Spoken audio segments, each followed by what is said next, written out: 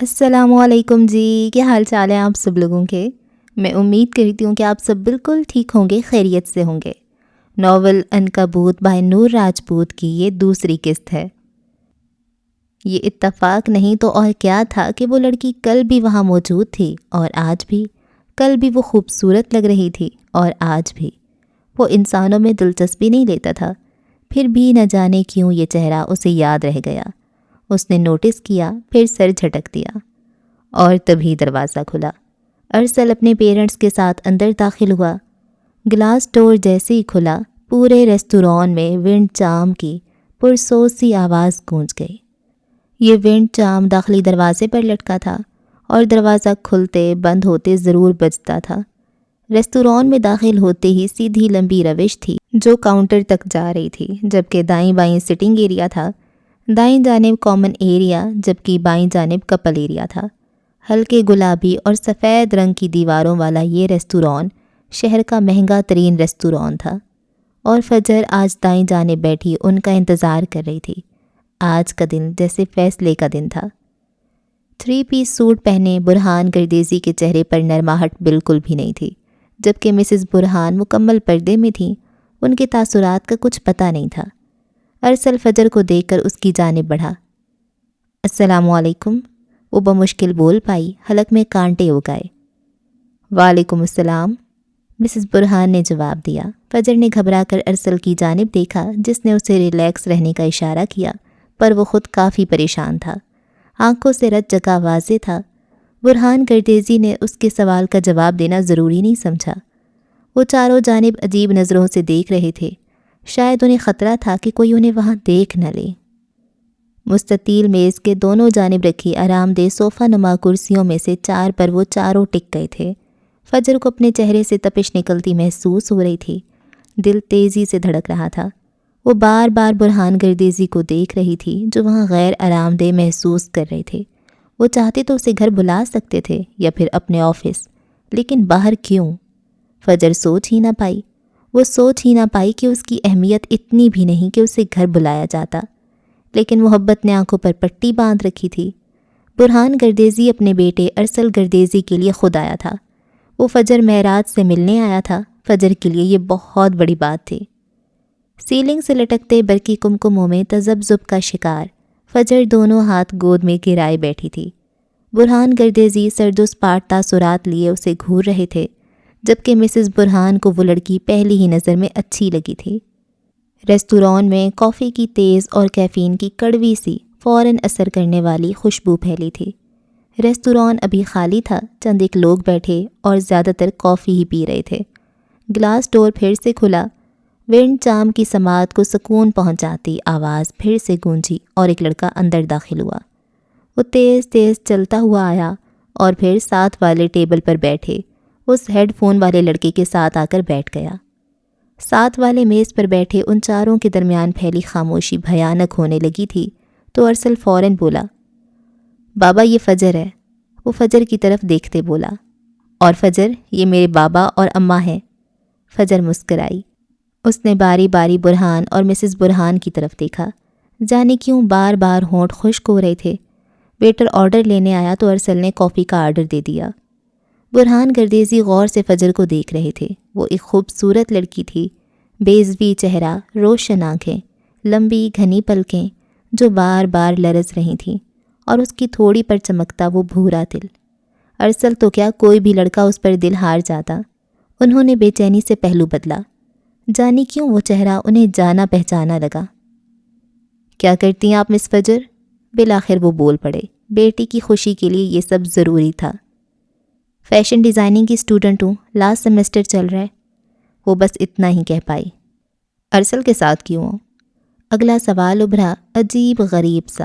فجر نے چونک کر نظریں اٹھائیں۔ اس کی نظریں ایک پل کو برہان گردیزی سے ٹکرائیں اور اگلے ہی پل اس نے ارسل کو دیکھا۔ وہ خاموش بیٹھا تھا۔ اسے خاموش بیٹھنا تھا، اسے یہ حکم تھا۔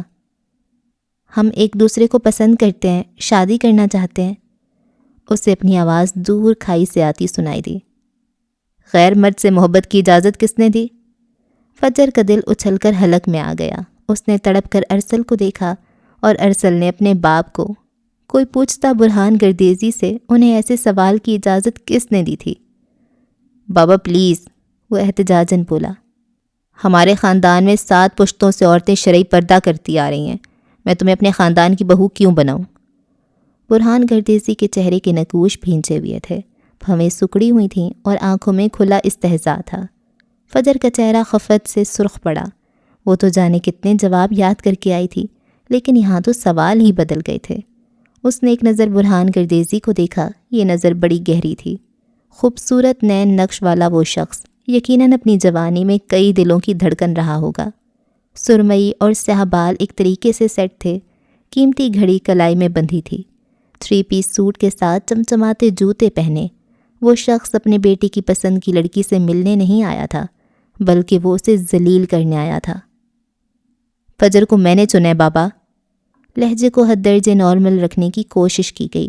ساتھ والے میز پر بیٹھے لڑکوں میں سے نئے آنے والے نے کسی بات پر کہکا لگایا، جبکہ دوسرا، وہ فورنر، دھیمے سے مسکرایا تھا۔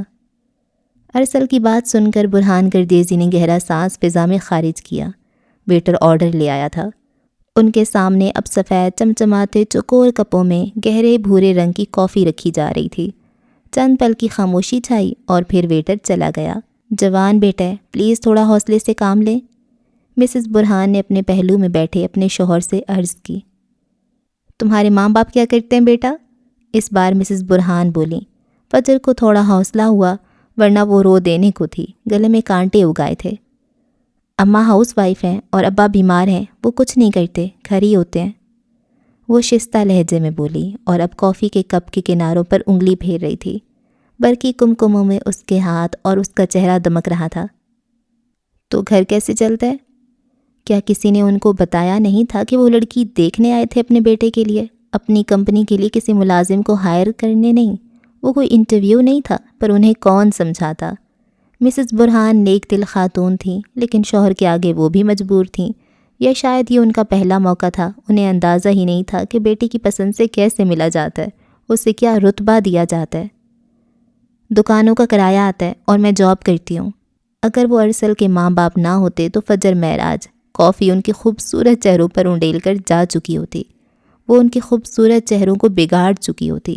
وہ ان کی باہر کھڑی مہنگی گاڑی کو آگ لگا چکی ہوتی۔ لیکن کم بخت وہ پھنس چکی تھی، کیونکہ وہ ارسل کے ماں باپ تھے۔ کیا جاب کرتی ہو؟ اگلا سوال ابھرا اور ارسل نے جبڑا بھینچ کر خود پر قابو پایا۔ اسٹوڈنٹ ہوں، اور پاکستان میں اسٹوڈنٹس کو کال سینٹرز میں ہی جاب کرنی پڑتی ہے۔ لہجہ تیکھا ہو گیا نہ چاہتے ہوئے بھی۔ برہان گردیزی نے بھویں اٹھا کر اپنے سامنے بیٹھی فجر معراج کو دیکھا۔ ارسل بے چینی سے پہلو بدل رہا تھا۔ کتنے بہن بھائی ہیں؟ وہ پتہ نہیں کیا جاننا چاہ رہے تھے۔ سفید کپ میں رکھی گرم کافی اب ٹھنڈی ہو رہی تھی۔ ایک لوتی ہوں، ایک بڑی بہن تھی، منار معراج، 23 سال پہلے انتقال ہو گیا۔ اس بار چونکنے کی باری برہان گردیزی کی تھی۔ پیشانی پر لکیریں ابھریں۔ انہوں نے بے ساختہ اپنی ٹائی کی نوٹ ڈھیلی کی۔ فجر معراج، منار معراج، معراج الدین کی بیٹیاں۔ کچھ تھا جو ماضی کے گزرے پنوں سے جڑ گیا تھا۔ وہ اب سمجھے تھے سامنے بیٹھی لڑکی کا چہرہ اتنا جانا پہچانا کیوں لگ رہا تھا۔ انہوں نے بے ساختہ ارسل کو دیکھا، جو خود پر قابو رکھے بیٹھا تھا، جو چاہتا تھا اس کا باپ فیصلہ اس کے حق میں دے دے، اس لیے وہ ان کی باتیں برداشت کر رہا تھا۔ منار معراج کے نام پر چونکی تو مسز برہان بھی تھیں۔ انہوں نے بھی پہلو بدلا تھا، لیکن کہا کچھ نہیں۔ انہوں نے کبھی سوچا ہی نہیں تھا کہ ماضی کسی روز یوں سامنے آ جائے گا، آ کر کھڑا ہو جائے گا۔ ریستوران کا گلاس ڈور بار بار کھل رہا تھا، ونڈ چام بار بار بج رہا تھا، لوگ آ جا رہے تھے۔ فجر سنجیدہ سی بیٹھی تھی۔ تمہاری بہن کی موت کیسی ہوئی؟ اس سوال کی اس نے خواب میں بھی توقع نہیں کی تھی۔ وہ حقیقتاً پریشان ہو گئی تھی۔ منار کا یہاں کیا ذکر؟ وہ تو مر گئی تھی۔ وہ لوگ منار کو کیسے جانتے تھے؟ کیا کوئی راز ایسا تھا جس سے وہ ناواقف تھی؟ ہزاروں سوال دماغ میں کھلبلا اٹھے۔ میری مری ہوئی بہن کا یہاں کیا ذکر؟ وہ واقعی الجھ گئی تھی۔ کیا والدین کے لیے اپنے بیٹے کی پسند کی لڑکی کو اپنانا اتنا مشکل کام ہوتا ہے؟ کیا وہ اسے ایک موقع بھی نہیں دے سکتے؟ ہزاروں خدشے سانپ کی طرح پھن پھیلائے اس کے ارد گرد منڈلانے لگے۔ وہ اسے ڈسنے کو تیار تھے، اور فجر معراج کسی صورت یہ زہر برداشت نہیں کر سکتی تھی۔ اس کے الٹے سوال پر برہان گردیزی نے گہرا سانس لیا اور اپنے اندر اٹھتے ابال کو دبایا۔ اب ان کے چہرے پر گہری ناپسندیدگی تھی جسے انہوں نے چھپانا ضروری نہیں سمجھا۔ مجھے تم سے ضروری بات کرنی ہے ارسل، میرے ساتھ آؤ۔ وہ ارسل کو حکم دیتے اٹھ کھڑے ہوئے۔ ارسل نے بے چینی سے فجر کو دیکھا جو رو دینے کو تھی۔ بابا، برہان گردیزی دروازے کی جانب قدم بڑھا چکے تھے جب ارسل نے پکارا۔ رائٹ ناؤ ارسل، وہ اونچی آواز میں بولے۔ پیچھے مڑ کر دیکھنا گوارا نہیں کیا۔ ان کی آواز پر ساتھ والے میز پر بیٹھے لڑکے نے چونک کر دیکھا۔ ارسل اب فجر کو دلاسا دیتے ان کے پیچھے لپکا۔ فجر اور مسز برہان اکیلی بیٹھی رہ گئی تھیں۔ خاموشی چھا گئی۔ وقفہ لمبا ہوا۔ فجر سر جھکائے بیٹھی تھی۔ اس کی کافی کپ کی ٹھنڈی پڑ چکی تھی۔ وہ کرسی سے پشت ٹکائے گود میں رکھے اپنے ہاتھوں کو گھور رہی تھی۔ یہ سب اتنا آسان نہیں تھا، اسے آج سمجھ آیا تھا۔ کسی بھی لڑکے کے لیے اپنے ماں باپ کو منانا اتنا آسان نہیں ہوتا۔ کسی بھی لڑکی کے لیے اپنی محبت کی خاطر لڑنا اتنا آسان نہیں ہوتا۔ کیا یہ اتنا مشکل ہے؟ اس نے نظریں اٹھا کر مسز برہان کو دیکھا۔ آنکھوں میں نمی کی تہ تھی جسے وہ اندر چھپائے بیٹھی تھی۔ مسز برہان نے ناسمجھی کے عالم میں اسے دیکھا۔ کیا اتنا مشکل ہے فجر معراج کو قبول کرنا؟ وہ ہولے سے بڑبڑائی۔ مسز برہان کے دل کو کچھ ہوا۔ انہیں اپنے بیٹی کی پسند سے مسئلہ نہیں تھا، مسئلہ برہان گردیزی کو تھا۔ وہ اپنے بیٹی کے لیے 7 پردوں میں چھپی لڑکی لانا چاہتے تھے اور اب انہیں انکار کا ایک اور جواز مل گیا تھا۔ منار معراج۔ گاڑی کی فضا میں اس وقت حبس تھی۔ برہان گردیزی اپنا کوٹ اتار چکے تھے اور پیشانی پر انگوٹھا جمائے وہ اپنا غصہ ضبط کرنے کی کوشش کر رہے تھے، جبکہ ارسل بے تابی سے انہیں دیکھ رہا تھا۔ وہ نہیں جانتا تھا اس کے باپ کو کیا ہوا تھا، پر وہ انہیں ناراض نہیں کرنا چاہتا تھا۔ بابا، بالآخر اس نے پکارا۔ تم جانتے ہو وہ لڑکی کون ہے؟ تم جانتے ہو اس کا خاندان کیسے؟ کیا تم اتنے اندھے ہو گئی محبت میں یہ تک نہ جان پائے اس لڑکی کے خاندان نے ہمیں برباد کرنے کی قسم اٹھا رکھی ہے؟ وہ بولے تو بولتے چلے گئے۔ چہرہ لال بھبوکا ہو چکا تھا۔ باہر دھند اتر آئی تھی جبکہ ارسل ان کی بات سن کر ششدر رہ گیا۔ اس کے خوبصورت چہرے پر پریشانی تھی، آنکھوں میں بے یقینی تھی۔ یہ آپ کیا کہہ رہے ہیں؟ وہ بمشکل بول پایا۔ وہ کسی صورت فجر کو نہیں گنوانا چاہتا تھا۔ تم جانتے ہو تمہارا اکلوتا چچا نفسیاتی مریض کیوں ہے؟ جانتے ہو وہ ویل چیئر پر کیوں ہے؟ جانتے ہو اس کی اس حالت کا ذمہ دار کون ہے؟ کوئی گہرا راز تھا جو کھلنے والا تھا۔ ارسل کا دل ڈوب کر ابھرا۔ اس نے پل کے 1000ویں حصے میں خواہش کی تھی کہ فجر کا اس سے کوئی تعلق نہ ہو، پر کبھی کبھی زندگی ہمیں منہ کے بل گرا دیتی ہے۔ جب ہمیں اس کی سب سے زیادہ ضرورت ہوتی ہے یہ ہمیں دھوکہ دیتی ہے۔ وہ بس اپنے باپ کو دیکھے گیا، کچھ پوچھنے کی ہمت نہ ہوئی۔ اس لڑکی کی بہن اور اس کا خاندان، انہوں نے مل کر فرقان کو اس حال تک پہنچایا ہے۔ اور ارسل کا دل ڈوب گیا۔ وہ جانتا تھا اب کبھی ابھر نہیں پائے گا۔ یہ لڑکی صرف تمہیں استعمال کر رہی ہے۔ ارسل کے ہونٹ بھینچ گئے۔ میں کسی بے پردہ لڑکی کو پہلے ہی اپنے خاندان کا حصہ نہیں بنانا چاہتا تھا، پر اب یہ سب جان کر کہ وہ کس خاندان سے ہے، اس کا ماضی کیا ہے، اب تو بالکل نہیں۔ ارسل نے ضبط سے آنکھیں میچ لیں۔ وہ لڑکی میری زندگی ہے بابا۔ آنکھوں میں جھپک کر نمی کو اندر کھینچنا چاہا۔ اور میں کیا ہوں تمہارے لیے؟ تمہارا چچا کیا ہے تمہارے لیے؟ وہ سخت لہجے میں بولے۔ وہ خاندان کو محبت کے مقابل لے آئے تھے۔ میں اس کے ساتھ جینا چاہتا ہوں، یہ جانتے ہوئے بھی کہ وہ تمہارے چچا کو موت کے منہ میں بھیجنے کی ایک وجہ ہے۔ وہ کتنے سخت دل تھے۔ ارسل کے لب پھڑپھڑا کر رہ گئے۔ وہ اب انہیں نہیں دیکھ رہا تھا۔ وہ ریستوران کے اس گلاس ڈور کو گھور رہا تھا جس کے پار وہ لڑکی بیٹھی تھی، جس کے ساتھ اس نے ہزاروں خواب دیکھے تھے۔ وہ اس کے ساتھ جینا چاہتا تھا۔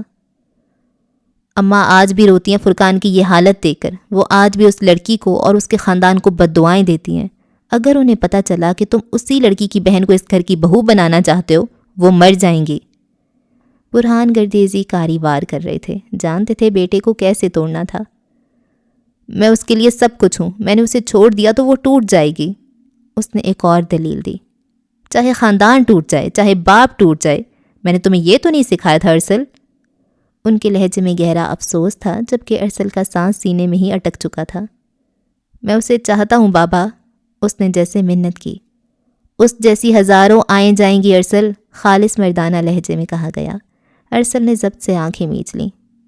میں اسے نہیں چھوڑ سکتا۔ برہان گردیزی کا خون کھول اٹھا۔ ٹھیک ہے ہمیں چھوڑ دو، چلے جاؤ اور کبھی پلٹ کر مت دیکھنا۔ یہ آخری فیصلہ تھا۔ کیا آپ ایک بار، اس نے کچھ کہنا چاہا۔ میرے جیتے جی وہ لڑکی ہمارے گھر کی بہو نہیں بن سکتی ارسل، میرے مرنے کا انتظار کرو پھر اپنی محبت نبھا لینا۔ تابوت میں کیل ٹھونک دیا گیا اور ارسل کے کندھے ڈھلک گئے۔ کچھ دیر گہری خاموشی چھائی رہی، پھر وہ خاموشی سے گاڑی کا دروازہ کھول کر باہر نکل گیا۔ آگے کیا کرنا تھا برہان گردیزی کو اسے سمجھانے کی ضرورت نہیں تھی، وہ خود سمجھدار تھا۔ ریستوران کے دروازے کی جانب بڑھتے اس کے قدم من من کے ہو گئے، کندھوں پر ڈھیروں بوجھ تھا اور دل تو حسرتوں اور خواہشوں کے بوجھ میں مارا گیا تھا۔ کاش دنیا کے سبھی ماں باپ اپنے جوان بیٹے کا وہ دکھ سمجھ پائیں جب اسے ماں باپ اور اپنی محبت میں سے کسی ایک کو چننے کا حکم دیا جاتا ہے۔ کاش وہ سمجھ پائیں کہ وہ جوان لڑکے، وہ توانا مرد اس وقت بھر بھری ریت کی مانند ڈھہ جاتے ہیں، ان کے دل مر جاتے ہیں اور پھر کبھی وہ پورے دل سے مسکرا نہیں پاتے۔ وہ نہیں رہتے جو ہوتے ہیں، وہ جیتے جی مر جاتے ہیں۔ کاش ماں باپ یہ سمجھ پائیں، کاش۔ گلاس ڈور کھول کر ارسل اندر داخل ہوا اور شکستہ قدموں سے فجر کی جانب بڑھا۔ وہ اس کی جانب جا تو رہا تھا، پر حقیقت میں اس کی جانب اٹھنے والا ہر قدم اس سے فجر کو دور لے جا رہا تھا۔ اسے دیکھتے ہی فجر کی آنکھوں کے جگنوں جل اٹھے، یوں جیسے تپتے صحرا میں چھاؤں مل جائے۔ پر فجر اس کے ڈھلکے کندھے نہیں دیکھ پائی تھی، اس کے لیے اتنا کافی تھا، وہ آ رہا تھا۔ ساتھ والے ٹیبل کے قریب سے گزرتے اس کی سماعت سے چند الفاظ ٹکرائے۔ ولیم تم بہت سارے ملک گھوم چکے ہو، بہت خوبصورتی دیکھی ہے تم نے، کہیں نظریں ٹھہری ہیں؟ سب سے زیادہ خوبصورت کیا دیکھا تم نے؟ وہ پاکستانی لڑکا اپنے ساتھ بیٹھے سیاہ کیپ اوڑے فارنر سے پوچھ رہا تھا، جس کی نظریں بے ساختہ اٹھیں۔ بیوٹی ان پرپل اس کے سامنے بیٹھی تھی۔ اب ارسل فجر تک پہنچ چکا تھا۔ فارنر لڑکے نے نگاہیں پھیر لیں۔ بابا آپ کا گاڑی میں ویٹ کر رہے ہیں، اس نے مسز برہان کو ہولے سے کہا۔ ارسل کی آنکھوں میں بجھی جوت دے کر وہ جان چکی تھیں فیصلہ کیا ہوا تھا۔ انہیں اپنے چاند سے بیٹے کے لیے برا لگا، پر انہیں اپنے شوہر کے احکامات پر چلنا تھا، اس لیے وہ فجر کا گال تھپ تھپا کر اٹھ کھڑی ہوئیں۔ خدا تمہیں بہترین سے نوازے، تمہیں خوش رکھے، آمین۔ وہ اس سے دعا دیتی پلٹ گئیں، جبکہ فجر نے حیرانی سے انہیں دیکھا۔ ایسی دعا کبھی اس کی ماں نے اسے نہیں دی تھی، اسے تو ہمیشہ بد دعائیں ملی تھیں۔ ارسل اب اس کے ساتھ نہیں بیٹھا تھا، فاصلہ رکھ کر بیٹھ چکا تھا، اس کا چہرہ جھکا ہوا تھا، آنکھیں اٹھنے سے انکاری تھیں۔ ارسل کیا کہا ہے انکل نے؟ وہ دھڑکتے دل پر قابو پاتے بولی۔ وہ خاموش رہا، کچھ بولنے کی ہمت کہاں تھی۔ ارسل، اس کی خاموشی بری لگی تو فجر نے پھر سے پکارا اور اپنا سرد ہاتھ بڑھا کر اس کا گرم ہاتھ تھامنا چاہا، لیکن ارسل نے اپنا ہاتھ جھٹکے سے پیچھے کر لیا۔ اس کی یہ حرکت ایسی تھی کہ فجر کا دل ڈوب گیا، چہرے کا رنگ خفت سے پھیکا پڑ گیا۔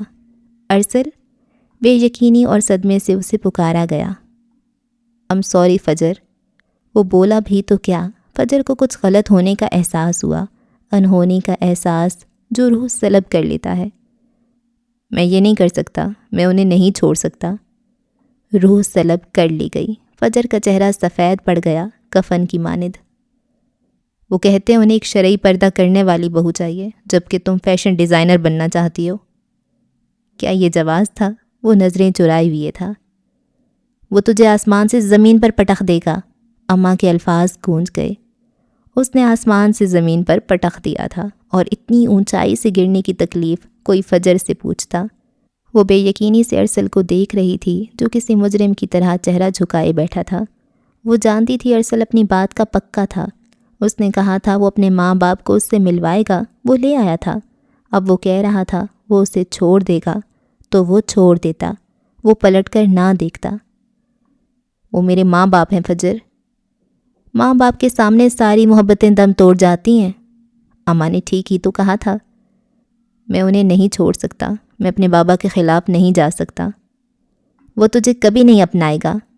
اماں کی کہی ایک ایک بات سچ ہو رہی تھی۔ I'm sorry۔ وہ اٹھ کھڑا ہوا اور اسی پل فجر کسی برے خواب سے جاگی۔ نہیں ارسل، اس نے تڑپ کر ارسل کا ہاتھ پکڑ لیا، گرفت مضبوط تھی۔ وہ ٹھہر گیا۔ ساتھ والے ٹیبل پر بیٹھے لڑکے ٹھٹک گئے۔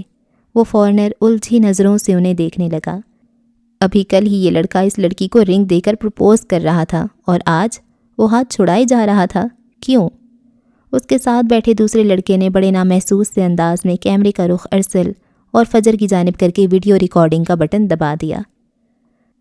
ارسل پلیز، آپ مجھے نہیں چھوڑ سکتے، آپ ایسے نہیں جا سکتے۔ وہ اٹھ کھڑی ہوئی، اس کا ہاتھ کسی متاع جاں کی طرح پکڑا ہوا تھا، جیسے وہ چھوٹ گیا تو سب ختم۔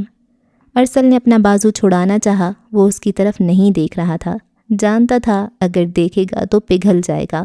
وہ رخ موڑے کھڑا تھا۔ ارسل، مجھے آپ کے بنا جینا نہیں آتا، آپ مجھے لے جائیں، میں انکل کو منا لوں گی، میں وہ سب کروں گی جو وہ چاہتے ہیں، میں ان کی ہر بات مانوں گی، میں وہ بولتے بولتے سسکیوں سے رو دی۔ ساتھ والے ٹیبل پر بیٹھا وہ فورنر لڑکا بے چین ہوا، اس کے جبڑے بھنس سے گئے، اپنی کرسی پر بلا وجہ ہی پہلو بدلنے لگا، جبکہ دوسرا لڑکا بڑے مزے سے یہ تماشا دیکھ رہا تھا، بلکہ سب دیکھ رہے تھے۔ فجر، پاگل مت بنو، لوگ دیکھ رہے ہیں۔ اس کا لہجہ سخت تھا، وہ نہیں چاہتا تھا کوئی ان کی ویڈیو بنائے اور گردیزی خاندان پر کوئی بات آئے۔ آپ مجھے دیکھ لیں پلیز، ایک بار دیکھ لیں، میں آپ کی فجر ہوں، آپ نے کہا تھا آپ میرے ہیں، آپ نے کہا تھا ہم ساتھ رہیں گے، مجھے چھوڑے مت ارسل۔ لڑکوں کو جوتے کی نوک پر رکھنے والی فجر معراج کی انا، اس کا غرور، سب دور جا سوئے۔ اس سے بچھڑنے کا خیال روح فرساں تھا، وہ اسے چھوڑ رہا تھا، یہ ناقابل یقین تھا، یہ ناقابل بیان تھا۔ فجر، چھوڑو مجھے۔ ایک جھٹکے سے ہاتھ چھڑایا، وہ اس کی پہنچ سے دور جانا چاہتا تھا، اس سے پہلے کہ وہ لڑکی اسے اپنے فیصلے پر ڈگمگانے سے مجبور کر دیتی، پر اگلے پل جو ہوا وہ ناقابل یقین تھا۔ وہ اس کے قدموں میں بیٹھتی، اس کا پاؤں پکڑ چکی تھی۔ لوگوں نے حیرت سے منہ پر ہاتھ رکھے، ہاں ہائے کی آوازیں گونج گئیں۔ کتنی بے شرم لڑکی ہے، کسی خاتون نے تبصرہ کیا۔ اپنی سیلف ریسپیکٹ کا ذرا سا خیال نہیں، کسی نازک حسینہ نے نخوت سے بال لہرائے۔ کوئی مجھے یوں ٹھکرائے تو میں اسے مڑ کر نہ دیکھوں، تبصرہ کیا گیا۔ ارسل، مجھے چھوڑ کر مت جائیں۔ کیسی آہ و بکا تھی، ارسل برہان کا دل ساکت ہوا۔ یہ سب کرنے کا فجر معراج نے بھی کبھی تصور نہیں کیا ہوگا۔ اس کا دوپٹہ سر سے پھسل گیا۔ اس کی کل کائنات ارسل تھا، وہ اس کے لیے پاگل تھی۔ اسے لگتا تھا ابا مر جائے گا تو وہ جی لے گی، اماں مر گئی تو بھی وہ جی لے گی، پر ارسل بچھڑ گیا تو وہ مر جائے گی۔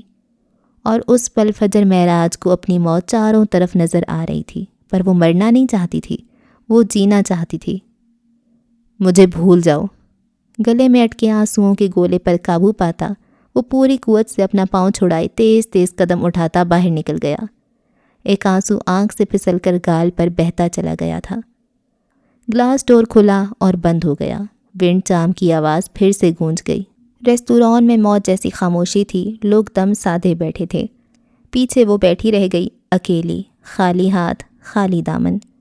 وہ گھٹنوں میں سر دیے رو رہی تھی، اس کا وجود ہچکیوں کی زد میں تھا۔ اماں کی بددعائیں قبول ہو چکی تھیں۔ ارسل برہان فجر معراج کو چھوڑ کر جا چکا تھا۔ اس نے اپنے ماں باپ کو چن لیا تھا۔ ایک بار پھر ایک محبت ماں باپ کے ہاتھوں دم توڑ گئی تھی۔ وہ رو رہی تھی ہچکیوں سے، اور ساتھ والی ٹیبل پر بیٹھا وہ فورنر لڑکا ایک جھٹکے سے اٹھ کھڑا ہوا۔ ولیم، میں اس کے بنا مر جاؤں گی، مجھے اس کے بنا جینا نہیں آتا۔ اس کی سماعت سے کچھ جملے ٹکرائے تھے، کوئی دور اسے پکار رہا تھا، کوئی اپنی تکلیف بیان کر رہا تھا۔ وہ اب اپنا کیمرہ بیگ میں ڈال رہا تھا، وہ اپنی باقی چیزیں سمیٹ رہا تھا۔ What happened? اسے یوں اٹھتے دیکھ کر دوسرا لڑکا حیران ہوا، پر وہ کچھ نہ بولا۔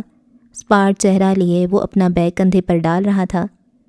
William, please help me. نسوانی آواز تیز ہو گئی۔ کوئی اس کے قریب آ چکا تھا، کوئی اس کے داہنے جانب کھڑا تھا، ایک ہیولا، پر وہ دیکھنا نہیں چاہتا تھا۔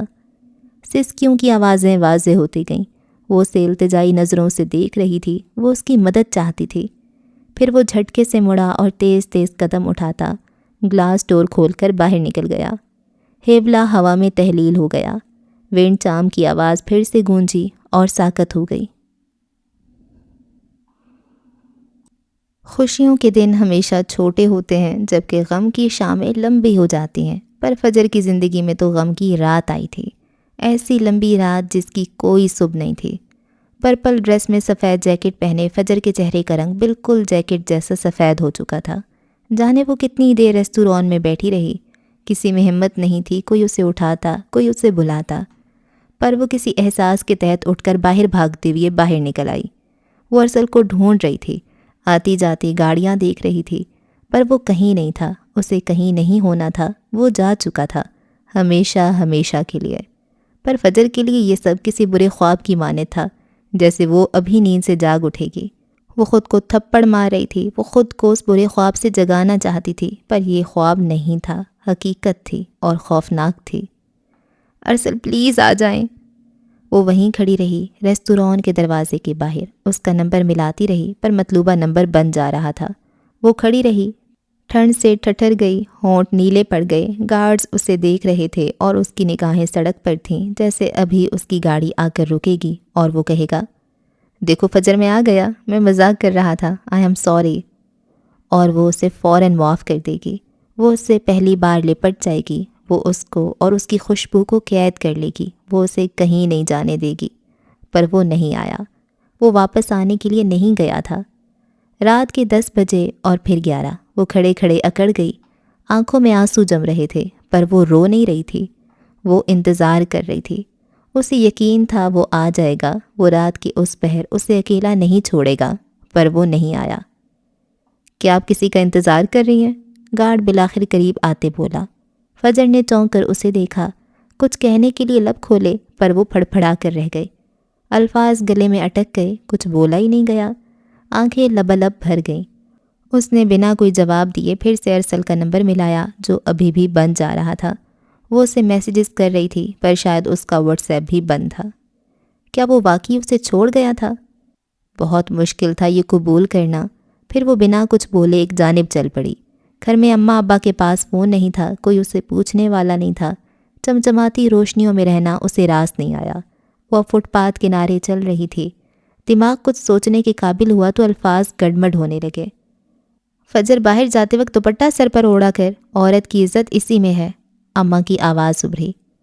اوڑھتی ہوں اماں، بس کبھی کبھی اتر جاتا ہے، اور ارسل کو کوئی مسئلہ نہیں ہے میرے دوپٹہ سر پر نہ اوڑھنے سے، ویسے بھی وہ لوگ بہت اوپن مائنڈڈ ہیں، انہیں فرق نہیں پڑتا ہوگا۔ اسے اپنی آواز دور کھائی سے آتی سنائی دی۔ انہیں شرعی پردہ کرنے والی بہو چاہیے۔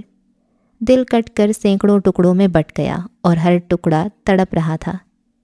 ایک بات تو بتائیں ارسل، اب وہ ریستوران میں بیٹھی اس سے پوچھ رہی تھی، اگر آپ کے پیرنٹس نہ مانیں تو آپ کیا کریں گے؟ مجھے چنیں گے یا انہیں؟ وہ مان جائیں گے، میں انہیں منا لوں گا۔ پر اس نے فجر کی بات کا جواب نہیں دیا تھا، اور آج فجر کو احساس ہو گیا تھا کہ اسے اپنے پیرنٹس کو ہی چننا تھا، اس لیے وہ اس کی ایسی باتیں ٹال دیتا تھا۔ ہارن کی تیز چنگھاڑتی آواز سنائی دی، اور ایک گاڑی شوں کی آواز سے اس کے قریب سے گزری۔ وہ گاڑی سے ٹکراتے ٹکراتے بچی تھی۔ اس نے آنکھیں پھاڑ کر چاروں جانب دیکھنا چاہا، گہری دھند میں اسے کچھ نظر نہ آیا۔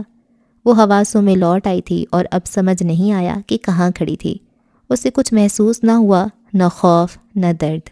وہ بس کھڑی رہی، پھر فون نکال کر لوکیشن دیکھی تو گھر کے قریب ہی تھی، جانے وہ کب سے چل رہی تھی۔ رات کے اس پہر باہر اکیلے نکلتے، جہاں عام لڑکیوں کی روح کانپ جائے، وہیں فجر معراج اکیلی رہ گئی۔ سامنے ہی مین سڑک تھی۔ وہ چلتے ہوئے وہاں تک آئی اور پھر ایک آٹو میں بیٹھ گئی۔ گھر کا پتہ اس نے سمجھا دیا تھا۔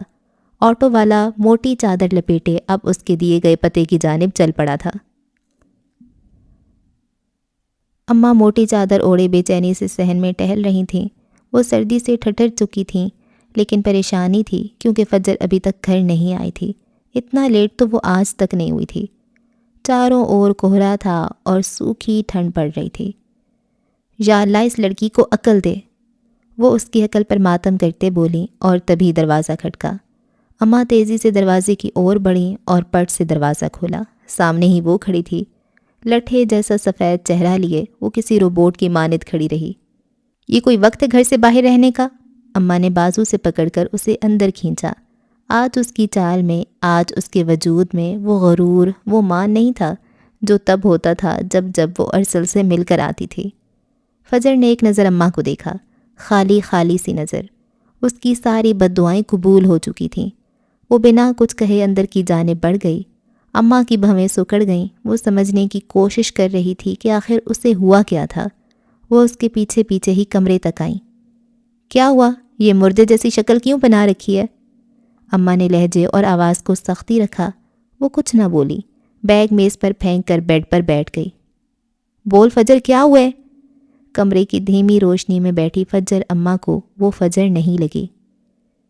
تیری بد دعائیں قبول ہو گئی اماں، ارسل نے مجھے چھوڑ دیا۔ اماں کے کندھے ڈھیلے پڑ گئے، چہرے کے تاثرات نرم ہوئے، جبکہ دل پر منو بوجھ آ گرا۔ پر اگلے ہی پل اماں کے چہرے پر مسکراہٹ ابھری، طنزیہ مسکراہٹ۔ چل اچھا ہوا، سو جا، اب کل بلقیس کو بلاتی ہوں۔ ان کے لہجے میں ذرا سا بھی تعصف نہیں تھا، وہ ذرا بھی افسردہ نہیں تھی۔ ان کی اکلوتی بیٹی کا دل اجڑ گیا تھا، پر اماں کو کچھ محسوس نہ ہوا۔ وہ دروازے میں کھڑی اسے دیکھتی رہیں۔ فجر یوں ہی بیٹھی رہی۔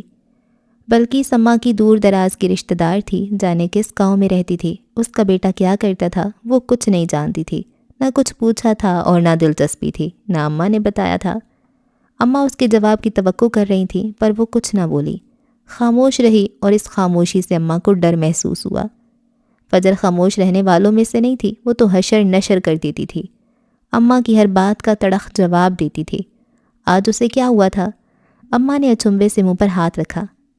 اب کیا بیٹھے بیٹھے پتھر ہونا ہے؟ سو جا چپ کر کے، تیرے نصیب ہی ایسے ہیں۔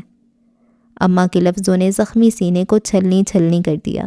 اس نے بے ساختہ اپنے دونوں ہاتھوں کو پیالے کی شکل میں جوڑ کر ہاتھ کی لکیروں کو دیکھا۔ کیا ان میں ارسل نہیں تھا؟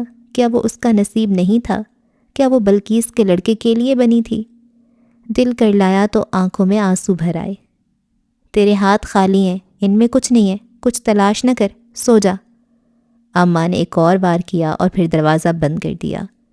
وہ چہرہ ہاتھوں پر گرائے پھوٹ پھوٹ کر رو دی۔ کیا کسی نے کسی کو یوں بھی چھوڑا ہوگا؟ کیا کسی نے کسی کو یوں بھی جھٹکا ہوگا؟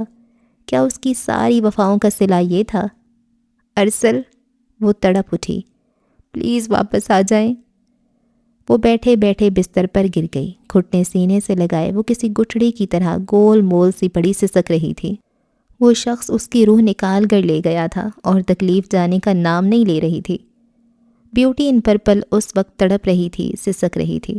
دنیا میں روزانہ نہ جانے کتنے دل ٹوٹتے تھے، کتنے بریک اپس ہوتے تھے، کتنے رشتے ٹوٹتے تھے، کتنے پیارے بچھڑ جاتے تھے، مر جاتے تھے۔ سب کو تکلیف ہوتی ہوگی، لیکن فجر کو لگتا تھا ساری تکلیفیں ملا کر اسے دے دی گئی تھیں۔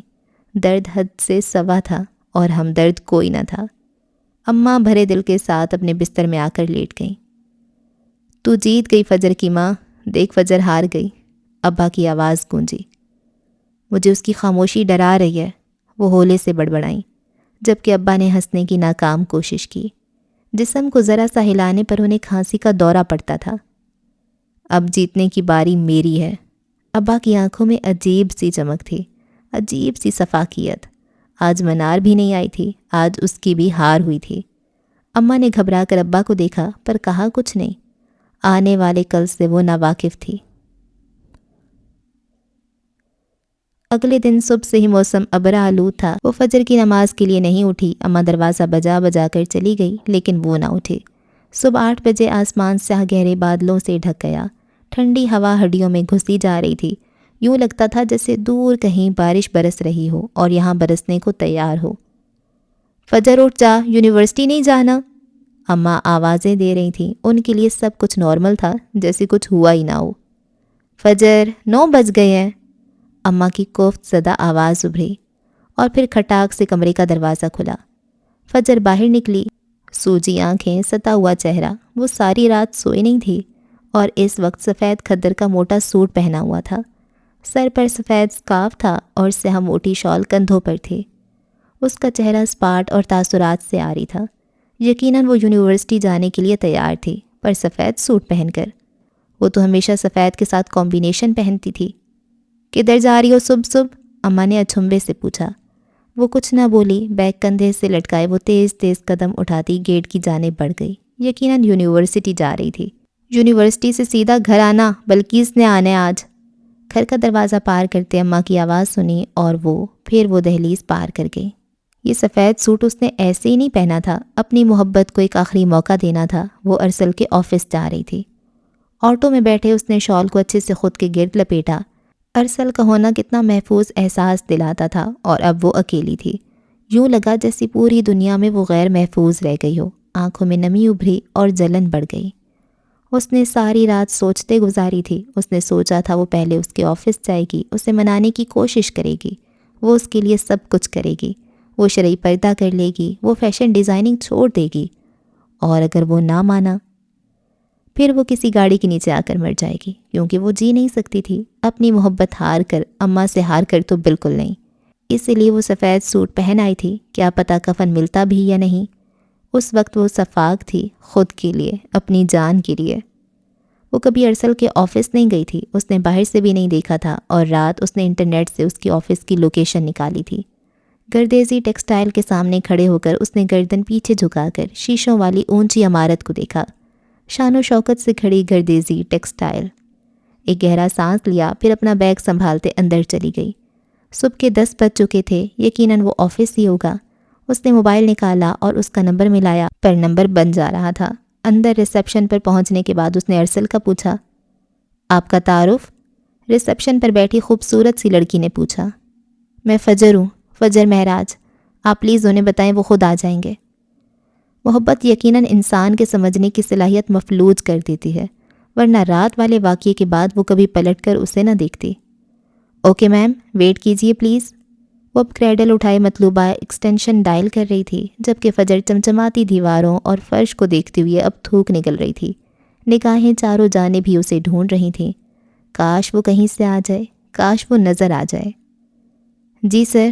Okay sir. دوسری جانب سے کچھ کہا گیا۔ لڑکی نے کریڈل واپس رکھ دیا۔ سوری میم، لیکن ارسل سر آپ کو نہیں جانتے، آپ جا سکتی ہیں۔ فجر کا چہرہ سفید پڑ گیا۔ وہ اسے نہیں جانتا تھا؟ وہ جس نے ساتھ جینے کے کتنے خواب دیکھے تھے، وہ اس سے انکاری تھا؟ وہ مجھے جانتے ہیں۔ وہ اب فون پر اس کا نمبر ملا رہی تھی جو ابھی بھی بند تھا۔ آپ پلیز میری ایک بار بات کروا دیں، مجھے بہت ضروری بات کرنی ہے۔ اس نے ریسیپشنسٹ کی منت کی، پر اسے بھی حکم مل گیا تھا۔ اسے اپنی جاب پہ آ رہی تھی۔ پلیز میری ایک بار بات کروا دیں۔ وہ رو دینے کو تھی۔ سوکھے ہونٹ اور سوجی آنکھیں لیے یہ 2 دن پہلے والی فجر معراج نہیں لگ رہی تھی، بیوٹی ان ریڈ والی فجر معراج۔ کیا ہو رہا ہے یہاں؟ ایک سخت سی آواز اسے عقب سے سنائی دی۔ برہان گردیزی ابھی ابھی آفس میں داخل ہوئے اور فجر کو دیکھ چکے تھے۔ فجر نے جھٹکے سے پلٹ کر انہیں دیکھا۔ انکل میری بات سنیں۔ وہ بےتاب سی ان کی جانب بڑھی۔ وہیں رک جاؤ لڑکی۔ ہاتھ اٹھا کر اسے روکا گیا۔ ان کی دائیں بائیں ان کے 2 ملازم کھڑے تھے۔ اسے اندر کس نے آنے دیا؟ وہ اب گارڈز پر برس رہے تھے، لہجے میں نفرت ہی نفرت تھی۔ انکل مجھے ضروری بات کرنی ہے۔ اس نے سرخ متورم آنکھوں سے منت کی۔ نکالو اسے یہاں سے باہر اور مجھے دوبارہ نظر نہ آئے۔ وہ نخوت سے کہتے آگے بڑھ گئے، جبکہ گارڈز کی بھاری بوٹوں کی آواز ابھری۔ وہ فجر کی جانب بڑھے۔ اب وہ اس کا راستہ روکے کھڑے تھے، اسے باہر جانے کا کہہ رہے تھے۔ انکل پلیز، میری بہن کی غلطی کی سزا مجھے مت دیں۔ وہ ان کی جانب لپکی۔ انسان مرنے سے پہلے اپنے ہاتھ پاؤں مارتا ہے، وہ پوری کوشش کرتا ہے کسی طرح بچ جائے، وہ اپنا پورا زور لگاتا ہے، اور فجر یہی کرنے آئی تھی۔ اس سے موت اتنی جلدی قبول نہیں تھی۔ وہ ان تک پہنچنے کے لیے مچل رہی تھی، لیکن گارڈز نے اسے دونوں بازوؤں سے پکڑ لیا اور فجر ساکت ہوئی۔ گارڈز اب اسے باہر لے جا رہے تھے۔ ایسی ذلت، ایسی سب کی، کاش وہ مر جاتی۔ چھوڑو مجھے، ہاتھ مت لگاؤ۔ وہ خود کو چھڑانے کی ناکام کوشش کرنے لگی، اور تبھی اس کی نظر اٹھی۔ بالائی منزل پر گو ریلنگ کے پار ایسکلیٹر کے قریب ارسل کھڑا تھا، جو اس کا سب کچھ تھا۔ وہ خاموشی سے تماشا دیکھ رہا تھا۔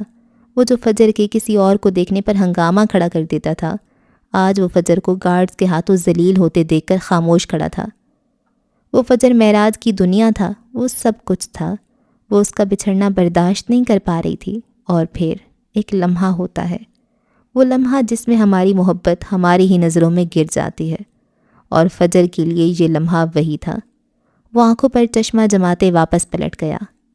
وہ آخری نظر تھی، وہ آخری موقع تھا جو وہ شخص گنوا چکا تھا، اور فجر کا سر جھک گیا۔ اس کی محبت اس کی اپنی نظروں میں گر گئی۔ گارڈز نے گلاس ڈور کھول کر اسے باہر نکال دیا۔ اور پھر ہر انسان کی زندگی میں ایک لمحہ وہ بھی آتا ہے جب وہ اپنے ہی دل پر قدم رکھ کر آگے بڑھ جاتا ہے۔ ارسل برہان کی زندگی میں یہ لمحہ ایک دن پہلے آ چکا تھا، اور فجر معراج کی زندگی کا یہ لمحہ اب تھا۔ وہ لمحہ جو عذاب تھا، وہ لمحہ جو آغاز تھا۔ ایک قدم رکھنا تھا دل پر اور سب آسان ہو جاتا، بس وہ ایک قدم اٹھانا تھا۔ وہ پتھر کا بت بنے کھڑی رہی، دل جیسے سینے میں بند ہو چکا تھا، آنکھیں ضبط سے میچ لیں۔ محبت دل سے اتری تو اس نے دل پر قدم رکھ ہی دیا۔ گردیزی ٹیکسٹائل کی عمارت شان و شوکت سے کھڑی تھی، ہوا کے تھپیڑے اس سے ٹکرا کر واپس پلٹ رہے تھے۔ اب وہ گردیزی ٹیکسٹائل کے مخالف قدم بڑھا چکی تھی۔ پہلا قدم، ارسل برہان سے دوری کا پہلا قدم۔ اسے لگ رہا تھا اس نے ارسل کو گنوایا تھا، پر حقیقت یہ تھی وہ شخص فجر معراج کو گنوا چکا تھا، وہ اسے کھو چکا تھا، ہمیشہ ہمیشہ کے لیے۔ بارش ایک دم ہی شروع ہوئی اور پورے شہر کو اپنی لپیٹ میں لے لیا۔ وہ کندھے پر بیگ جمائے تیز تیز چلتا بس اسٹاپ کی جانب بڑھ رہا تھا۔ گیلی شاہراہ پر اس وقت گاڑیاں تیزی سے مخالف سمت میں آ جا رہی تھیں۔ بس اسٹاپ خالی تھا۔ شہر کا یہ سب سے ڈیولپڈ ایریا تھا، شہر سے تھوڑا باہر، جہاں بڑی بڑی عمارتیں کھڑی تھیں، اور یہ ایریا ٹیکسٹائل انڈسٹری سے منسوب تھا۔ وہ جیسے ہی بس اسٹاپ پر پہنچا، اس نے اپنا بیگ اتار کر بینچ پر رکھا، جس کے اوپر لوہے کا شیلٹر بنا تھا، اور نیچے مسافر دھوپ، سردی اور بارش کے موسم میں کھڑے ہو کر بس کا انتظار کرتے تھے۔ شیلٹر کی دونوں جانب کی دیوار شیشے کی بنی تھی تاکہ بارش سے بچا جا سکے۔ مزید سمجھا جائے تو یہ ایک چھوٹی سی جھونپڑی ٹائپ بنا تھا، جس کے آگے پیچھے کی دیوار خالی تھی، جبکہ دائیں بائیں شیشے کی دیواریں تھیں۔ دن کے اس وقت بس اسٹاپ پر رش نہیں تھا، لوگ اپنے اپنے دفتر وقت پر پہنچ چکے تھے۔ یہ سب سے بہترین موقع تھا۔ اس نے اپنے بیگ سے سٹینڈ نکالا اور زمین پر جما دیا۔ 3 ٹانگوں والا یہ لوہے کا نازک سا دکھنے والا سٹینڈ کافی مضبوط تھا۔ اس کے بعد اس نے کیمرہ نکالا اور سٹینڈ پر جما دیا اور اسے تھوڑے سے فاصلے پر رکھا۔ ویڈیو ریکارڈنگ شروع ہو چکی تھی۔ اس کا چہرہ سپاٹ تھا، جبکہ ہاتھ تیزی سے کام کر رہے تھے۔ اب اپنے بیگ سے ایک چھوٹی سی سیاہ رنگ کی اسپیکر نما گول مشین نکالی۔ یہ اتنی چھوٹی تھی کہ اسے ہتھیلی میں بند کیا جا سکتا تھا۔ اس مشین کے ساتھ اس نے ہیڈ فون کی تار اٹیچ کی اور سیاہ کیپ کے اوپر سے ہیڈ فون کو کانوں پر جما لیا۔ وہ اس وقت بھی سیاہ کیپ اوڑھے ہوئے تھا، جس سے اس کا آدھا چہرہ چھپا ہی رہتا تھا۔ بس اسٹاپ کی پچھلی جانب آدھے کلومیٹر کے فاصلے پر ایک بڑی سی عمارت تھی، گردیزی ٹیکسٹائل۔ وہ اپنا سیٹ اپ کر رہا تھا جب ایک لڑکا بھاگتے ہوئے بس اسٹاپ تک پہنچا۔ وہ کچھ دیر اسے کام کرتے دیکھتا رہا۔ جیسے ہی بس آ کر رکی، آٹومیٹک دروازہ کھلا تو وہ اندر چلا گیا۔ بس سے 2 لڑکیاں اتریں جنہوں نے چھاتا پکڑا ہوا تھا۔ وہ کچھ دیر اسے دیکھتی رہیں اور پھر گردیزی ٹیکسٹائل تک جانے والی چھوٹی سی سڑک کی جانب چل پڑیں۔ شاید ان کی آفس ٹائمنگ یہی تھی۔ ہیڈ فون کو کانوں پر سیٹ کرنے کے بعد اس نے اس مشین کو چھوٹی سی گلاس وال پر جما دیا۔ وہ کسی مقناطیس کی طرح گلاس سے چپک گئی۔ گلاس وال پر پانی تیزی سے بہہ رہا تھا۔ پھر اس نے مشین پر موجود ایک چھوٹا سا بٹن دبایا اور آنکھیں بند کر لیں۔ کچھ فاصلے پر رکھا کیمرہ یہ سب ریکارڈ کر رہا تھا، جس میں اس کا چہرہ واضح نہیں تھا۔ وہ اپنے چہرے کو سامنے نہیں لاتا تھا۔ وہ اب مشین کے پاس کھڑا تھا، چہرہ جھکا ہوا تھا اور گلاس وال پر لگی مشین واضح نظر آ رہی تھی۔ سیٹنگ کرتے اس کے ہاتھ واضح تھے۔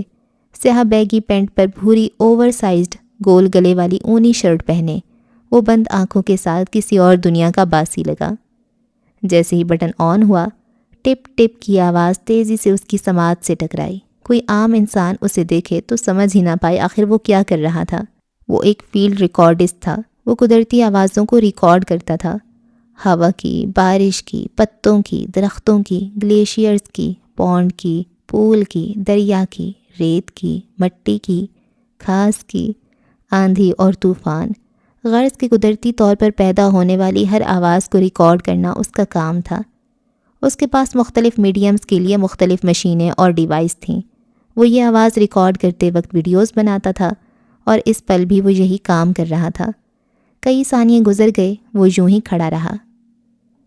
ولیم ہیلپ می، تیز چھنچھناتی آواز ابھری اور اس نے پٹ سے آنکھیں کھول دیں۔ جانے وہ کتنی دیر کھڑا رہا تھا، جانے اس کا دماغ کہاں غائب رہا تھا۔ اس نے چاروں جانب نظر دوڑائی، کوئی بھی نہیں تھا۔ گاڑیاں شوں کی آواز سے گزر رہی تھیں۔ اس نے گہرا سانس لیا اور پھر سٹینڈ پر لگے کیمرے کے پیچھے آ کر کھڑا ہو گیا۔ تھوڑا جھکا اور پھر سلو موشن پر سیٹ کر کے اس نے کیمرے کا رخ بائیں جانب موڑا جہاں سڑک تھی اور گاڑیاں تیزی سے گزر رہی تھیں۔ بارش پہلے سے ہلکی تھی۔ اب وہ کیمرہ گھما رہا تھا۔ سڑک سے ہوتا کیمرہ واپس گلاس وال پر چپکی مشین تک آیا اور پھر دائیں جانب مڑ گیا۔ بس اسٹاپ کے پیچھے پودے لگے تھے، وہ اب زوم کر کے پتوں پر گرتی بارش ریکارڈ کر رہا تھا۔ کیمرہ تھوڑا اور دائیں جانب گھمایا تو پتلی سی سڑک پر جو بس اسٹاپ کی جانب آ رہی تھی وہ آتی دکھائی دی۔ سیاہ شال لپیٹے ٹپ ٹپ گرتی بارش میں وہ غائب دماغی سے چل رہی تھی اور کیمرہ وہیں ٹھہر گیا۔ ہاتھ ساکت ہوئے، وہ جو کیمرہ کے لینس پر جھکا ہوا تھا وہیں رک گیا۔ گردن کو تھوڑا دائیں جانب گرایا، کیمرہ لینس کی بجائے اپنی کتھئی آنکھوں سے اسے دیکھا۔ سفید رنگ اس کا پسندیدہ رنگ تھا، بیوٹی ان وائٹ۔ وہ اس کے سامنے تھی، وہ اسی جانب آ رہی تھی۔ سرد آنکھوں کا تاثر نرم پڑ گیا، بھنچے ہوئے جبڑے ڈھیلے پڑے۔ وہ انسانوں کی تصویریں نہیں لیتا تھا، وہ انہیں ریکارڈ نہیں کرتا تھا، لیکن وہ اس کے کیمرہ میں خود بخود آ گئی تھی۔ وہ سیدھا ہوا اور کیمرہ بند کر دیا، سٹینڈ سے اتار کر بینچ پر رکھا اور سٹینڈ لپیٹ کر بیگ میں رکھنے لگا۔ وہ بس اسٹاپ تک آئی اور غائب دماغی سے کھڑی رہی۔ اس نے پاکستان میں پہلا بریک اپ دیکھا تھا، پہلی بار کسی لڑکی کو یوں کسی مرد کے پاؤں پڑتے دیکھا تھا۔ وہ وہیں کھڑی تھی، شاید بس کا انتظار کر رہی تھی۔ اس کے کپڑے کسی حد تک گیلے ہو چکے تھے، ٹھنڈی ہوا چلنے کے باعث ہونٹ نیلے پڑ گئے جبکہ ناک سرخ۔ ولیم نے ایک نظر فجر کو دیکھا اور پھر اپنی مشین گلاس بال سے اتار لی۔ اس کا کام ختم ہو چکا تھا، وہ وہاں سے جا سکتا تھا پر وہ گیا نہیں۔ وہ ملکوں ملکوں گھومتا تھا پر وہ لوگوں سے کم ہی بات کرتا تھا۔ اس وقت بھی اسے سمجھ نہ آیا بات کرنی چاہیے یا نہیں۔ وہ بت بنی اس کی بائیں جانب کھڑی رہی۔ ولیم! اس کے داہنے کان کے قریب کسی نے سرگوشی کی، وہ پھر سے آ گئی تھی۔ وہی ہیولا، وہ ساکت ہوا، وہ جانتا تھا وہ اس کے قریب ہی کھڑی تھی، سلک کے سفید لہلہاتے سلیو لیس گاؤن میں، بلونڈ اڑتے بالوں کے ساتھ، ننگے پاؤں وہ پھر آ گئی تھی۔ William, help her! ایک اور سرگوشی ابھری، وہ ہمیشہ ہیلپ می کہتی تھی، آج اس نے پہلی بار ہیلپ ہر کہا تھا۔ وہ کسی اور کی مدد کرنے کا کہہ رہی تھی۔ ولیم نے ذرا سی گردن موڑ کر دیکھا، وہ بائیں جانب تھی۔ بیوٹی ان وائٹ عجیب سی نظروں سے دائیں جانب سے آتی تیز رفتار گاڑی کو دیکھ رہی تھی۔ وہ دیکھتی رہی، گاڑی قریب آ رہی تھی اور پھر اگلے ہی پل وہ بس اسٹاپ سے نیچے اتری۔ اب اس کا رخ سڑک کی جانب تھا۔ وہ چاہتی تھی گاڑی اسے کچل دے۔ گاڑی مزید قریب آئی، ہارن بجنے لگا۔ وہ انتظار کر رہی تھی گاڑی کے اور قریب آنے کا، مسافروں سے بھری بڑی تیز رفتار بس جو اسے کچل کر آگے بڑھ جاتی۔ وہ جانتا تھا اگلے پل وہ کیا کرنے والی تھی۔ اس کی ہوا سے خمسہ بہت تیز تھی۔ وہ جانتا تھا وہ خودکشی کرنے جا رہی تھی۔ وہ جانتا تھا بریک اپ کے بعد اکثر لوگ ایسا کرتے ہیں۔ وہ سب جانتا تھا پر بت بنا کھڑا رہا۔ وہ اس کی مدد کرنا نہیں چاہتا تھا، وہ چاہتا تھا بیوٹی ان وائٹ اس کے سامنے دم توڑ دے۔ پر ولیم، ہیلپ ہر! آواز اتنی اونچی تھی کہ ولیم کے وجود کو جھٹکا لگا۔ اگلے ہی پل وہ اچھل کر فجر تک پہنچا اور اس نے اپنی پوری قوت سے اسے واپس کھینچ لیا۔ گاڑی ہارن بجاتی شوں کی آواز سے گزر گئی۔ وہ کسی خواب سے جاگی۔ تم پاگل ہو! وہ غصے سے چلایا۔ دل تیزی سے دھڑک رہا تھا، پسلیاں توڑ کر باہر نکلنے کو تیار تھا۔ اور ایسے ہی حالت فجر کی تھی، وہ تو جیسے اپنے حواسوں میں نہیں تھی۔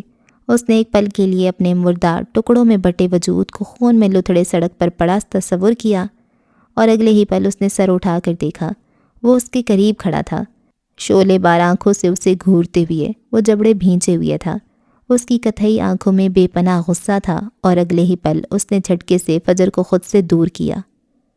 تمہیں کیا لگتا ہے مرنا اتنا آسان ہے؟ وہ اب اپنا بیگ اٹھا رہا تھا۔ اس کی انگلش شستہ تھی، فجر اسے بخوبی سمجھ سکتی تھی کیونکہ انگریزوں سے بات کرنا اس کا روزانہ کا کام تھا۔ پاگل، بے وقوف! وہ اب اسے سنا رہا تھا، جھنجھلایا ہوا۔ یو لیلی لیورڈ! وہ جھٹکے سے مڑا اور انگلی اٹھا کر اسے نئے القابات سے نوازا۔ بس نہیں چل رہا تھا، ایک دو بار تھپڑ جوڑ دیتا۔ فجر حیرت سے اسے دیکھے گئی۔ اس نے پہلی بار یہ لفظ سنا تھا اور اس کا مطلب ہوتا ہے بزدل شخص۔ اس کی انگلش اچھی تھی پر ووکیبلری اتنی اچھی نہیں ہوئی تھی۔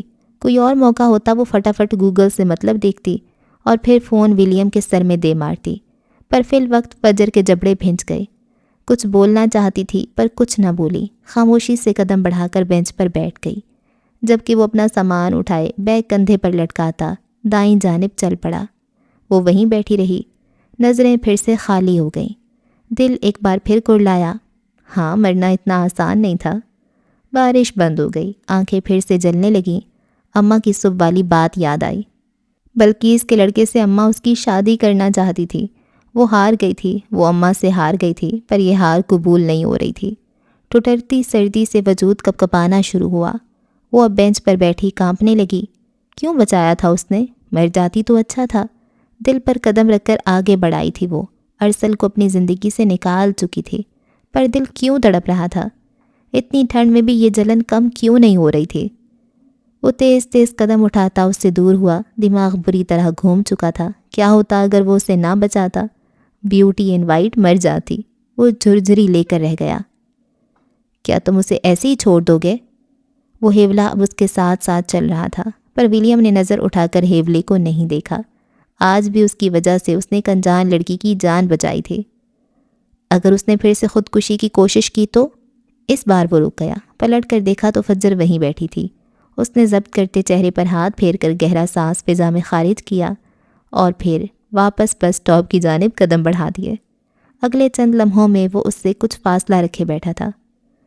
وہ آ کر بیٹھ تو گیا تھا، پر نہیں جانتا تھا کیا بولے، بات کہاں سے شروع کرے۔ اسے دلاسے دینے نہیں آتے تھے، وہ کسی کا دکھ نہیں بانٹ سکتا تھا، پر اس پل چاہتا تھا وہ لڑکی جس کا نام تک وہ نہیں جانتا تھا وہ خودکشی کا نہ سوچے۔ زندگی میں لوگ آتے جاتے رہتے ہیں، محبت بھی ہو جاتی ہے اور بچھڑ بھی جاتی ہے، پر زندگی رکتی نہیں۔ وہ خود کو ریلیکس کرتے بولا۔ لہجہ نارمل تھا۔ فجر خاموش بیٹھی رہی۔ زندگی میں آنے والا ہر شخص آپ کا نہیں ہوتا، اور کوئی بار بار آپ کو بچانے نہیں آتا۔ اپنی زندگی کی قدر کرنا سیکھو۔ وہ ہولے ہولے بولتا رہا۔ فجر کے وجود میں کوئی جنبش نہیں ہوئی۔ ویسے تمہیں میری بات سمجھ آ رہی ہے نا؟ انگلش تو آتی ہے نا تمہیں؟ اس نے گردن کا رخ موڑ کر فجر کو دیکھا۔ اس کی بات سنتے ہی فجر کی تیبری چڑھی۔ اس نے جھٹکے سے ولیم کو دیکھا اور اگلے ہی لمحے وہ چبا چبا کر بولی، انگلش آتی ہے مجھے، پر تمہیں کوئی گیان چڑھانے کی ضرورت نہیں ہے۔ اس کا لہجہ برٹش تھا۔ ولیم جتنا پرفیکٹ تو نہیں، پر وہ اس کی بات سمجھ گیا۔ وہ اب سڑک کنارے بنے چھوٹے سے کھڈے پر نظریں جمائے بیٹھی تھی، جس میں بارش کا صاف پانی جمع تھا اور شیلٹر کی چھت سے ٹپکتا پانی قطرہ قطرہ اس میں گر رہا تھا۔ ہر قطرے پر گول گول لہریں ابھرتیں اور کنارے تک آتی مٹ جاتی۔ ٹپ کی آواز ابھرتی اور خاموشی چھا جاتی۔ ایک فارنر جس نے تمہاری جان بچائی ہو، اس سے ایسے بات کرتی ہو تم؟ وہ ابرو اچکائی پوچھنے لگا۔ تم جیسے لوگوں سے بات کرنا روز کا کام ہے میرا، میں اچھے سے جانتی ہوں فارنرز کو۔ وہ چاہتی تھی یہ بات جلد ختم ہو تاکہ وہ فارنر اس کی جان چھوڑ دے۔ اس کا ذہن فی الوقت کہیں اور الجھا تھا۔ اماں کی بددعاؤں نے اس کی محبت چھین لی تھی۔ اب اسے اماں سے بدلہ لینا تھا، پر کیسے؟ یہی سمجھ نہیں آ رہا تھا۔ اچھا ایسا کیا کرتی ہو تم؟ سوال پر سوال تھا۔ وہ انگریز پاگل تھا، فجر کو تو کم از کم یہی لگا۔ اور انسانوں سے اکتایا ولیم ایک اجنبی سے یوں بات کر رہا تھا، اگر اس کے بہن بھائی دیکھ لیتے تو ضرور بے ہوش ہو جاتے۔ کال سینٹر میں جاب کرتی ہوں، وہ ہولے سے بولی۔ او مائی گاڈ! ولیم کو تو جیسے کرنٹ لگا۔ تو وہ تم لوگ ہو؟ وہ آنکھیں پھاڑے اسے دیکھنے لگا جیسے کوئی معمہ حل ہو گیا ہو، گہرا راز ہاتھ لگ گیا ہو۔ تم لوگ ہو وہ جو ہمارے ساتھ اسکیم کرتے ہو؟ تم لوگ ہو وہ جو ہمارے ساتھ اسکیم کرتے ہو؟ وہ گہرے صدمے سے بولا، یوں جیسے یقین کرنا مشکل ہو۔ فجر کے ہونٹ پھینچ گئے۔ اس کی آنکھیں چھوٹی ہو گئیں۔ وہ اسے گھور رہی تھی اور اگلے ہی پل وہ حلق کے بل چلائی۔ اور تم لوگ جو پوری دنیا کے ساتھ سالوں سے کرتے آ رہے ہو وہ کیا ہے؟ ولیم کو لگا کم از کم وہ اپنا بیگ اس کے سر پر دے مارے گی یا اس کا سر زمین پہ۔ بے ساختہ اس کے لبوں کو مسکراہٹ نے چھوا جسے وہ چھپا گیا۔ وہ یہی چاہتا تھا کہ وہ بے وقوف لڑکی خودکشی کو ذہن سے نکال دے۔ وہ اس کا ذہن پھٹکا رہا تھا۔ کچھ پل کی خاموشی چھا گئی۔ وہ نہیں جانتا تھا کیا جواب دے، پر اسے وہاں بیٹھنا اچھا لگا۔ وہ جان گیا تھا وہ بیوٹی ان وائٹ بس دیکھنے میں معصوم تھی۔ وہ شاید کسی ایک کے لیے ہی نرم تھی، ورنہ باقیوں کو تو وہ شاید گھاس بھی نہیں ڈالتی ہوگی۔ باقیوں کے لیے یقیناً وہ ڈائن ہوگی۔ کچھ سال بعد جب تمہاری شادی ہو جائے گی، جب تم اپنے شوہر اور بچوں کے ساتھ ایک اچھی زندگی گزار رہی ہوگی، تب تمہیں اس خودکشی کا خیال آئے گا اور تم خود پر ہنس دو گی۔ وہ سنجیدہ تھا۔ فجر کا دل پھر سے تڑپ اٹھا۔ شادی کرنی ہوتی تو ارسل ہی کر لیتا، اور اب وہ کس پر بھروسہ کرے گی؟ کسی پر نہیں، کسی بھی مرد پر نہیں۔ پر اماں کا کیا؟ اس نے اپنی ضد پوری کر لی تھی، اور اب اماں بلقیس کے لڑکے سے اس کی شادی کی ضد لگا کر بیٹھی تھی، اور پوری کیے بنا سکون سے نہ بیٹھتی۔ ساری کوششوں کے باوجود ارسل جا چکا تھا۔ آنکھوں میں آنسو پھر سے بھرنے لگے۔ خودکشی کی کوشش کے باوجود وہ بچ گئی تھی، اب باقی کیا بچتا تھا؟ اماں سے بدلا، بس اب یہی باقی تھا۔ یہ تو طے تھا وہ کسی بلقیس کے لڑکے سے شادی نہیں کر سکتی تھی، ہرگز نہیں۔ تو پھر ایسا کیا کرتی کہ اماں ویسے ہی ٹوٹ جاتی جیسے وہ ٹوٹی تھی؟ ایسا کیا کرتی کہ اسے کبھی کسی سے شادی نہ کرنا پڑتی؟ وہ سوچ رہی تھی اور پھر ایک جھماکا سا ہوا۔ سنسناتی ہوا نے ماضی کے پنے تیزی سے پلٹے۔ اماں مجھے فیشن ڈیزائنر بننا ہے، باہر پڑھنے جانا ہے، اپنا نام بنانا ہے۔ ہاں، جیسے اورنگزیب کی بیٹی گئی تھی اور پھر وہیں کسی انگریز سے شادی کر لی۔ اماں کا جملہ سماعت سے ٹکرایا۔ اورنگزیب کون تھا وہ نہیں جانتی تھی، پر اس کی بیٹی سے اماں کو شدید نفرت تھی۔ وہ اکثر اس کا ذکر برے لفظوں میں کرتی تھیں۔ فجر کی آنکھوں کی چمک بڑھ گئی، اسے بدلہ لینے کی ایک کڑی مل گئی تھی۔ اپنی زندگی آزادی سے جیو، جب تک کوئی اچھا لڑکا تمہیں مل نہیں جاتا پھر اس سے شادی کر لینا۔ اس نے گردن موڑ کر دائیں جانے بیٹھے ولیم کو دیکھا، وہ اسے سمجھا رہا تھا۔ مجھ سے شادی کون کرے گا؟ وہ ہولے سے بڑبڑائی۔ ولیم نے اسے دیکھا اپنی کتھئی آنکھوں سے۔ فجر کا چہرہ روشن تھا، بالوں کی چند گیلی لٹیں دونوں جانب چہرے سے چپکی ہوئی تھیں۔ خوبصورت ہونٹ نیلے پڑ گئے تھے، آنکھیں روشن تھیں اور اس کی تھوڑی پر چمکتا وہ تل۔ بریتھ ٹیکنگ، ہولے سے بڑبڑایا۔ یہ انگریز تعریف کے معاملے میں ذرا کنجوسی نہیں کرتے؟ دل بلا وجہ ہی گدگدایا اور وہ دل کو گالیاں دیتے چہرے کا رخ موڑ گیا۔ کوئی بھی کر لے گا؟ وہ اسے بریتھ ٹیکنگ کہہ رہا تھا جس کا نام تک نہیں جانتا تھا۔ کیا تم کرو گے؟ اس بار وہ جھٹکے سے مڑا۔ فجر اپنی چمکتی آنکھیں لیے اسے ہی دیکھ رہی تھی، چہرے پر حد درجہ سنجیدگی تھی۔ وہ حیرت سے ساکت ہوا، کم از کم اسے اپنی پوری زندگی میں یہ توقع نہیں کی ہوگی کہ کوئی لڑکی اسے یوں پروپوز کرے گی۔ کیا تم مجھ سے شادی کر سکتے ہو؟ واضح الفاظ میں پوچھا گیا۔ وہ نہ کہنا چاہتا تھا، وہ اٹھ کر بھاگ جانا چاہتا تھا، وہ اس پر دل کھول کر ہنسنا چاہتا تھا، پر کئی گڑمٹ جملے اس کی سماعت سے ٹکرانے لگے۔ ہوا کے تھپیڑوں نے اس سے بھی پیچھے دھکیل دیا۔ بس کچھ وقت کے لیے؟ وہ اسے ہی دیکھ رہی تھی۔ دفع ہو جاؤ یہاں سے، کبھی پلٹ کر نہ آنا، مجھے تم سے نفرت ہے۔ ولیم نے سانس لینے کی کوشش کی، دم سینے میں ہی گھٹنے لگا۔ وہ تمہارا ملک تھا جہاں میری بیٹی نے تمہارے باپ سے شادی کر لی تھی، ایک عیسائی سے۔ تم یہاں کر کے دکھاؤ کسی مسلمان سے شادی۔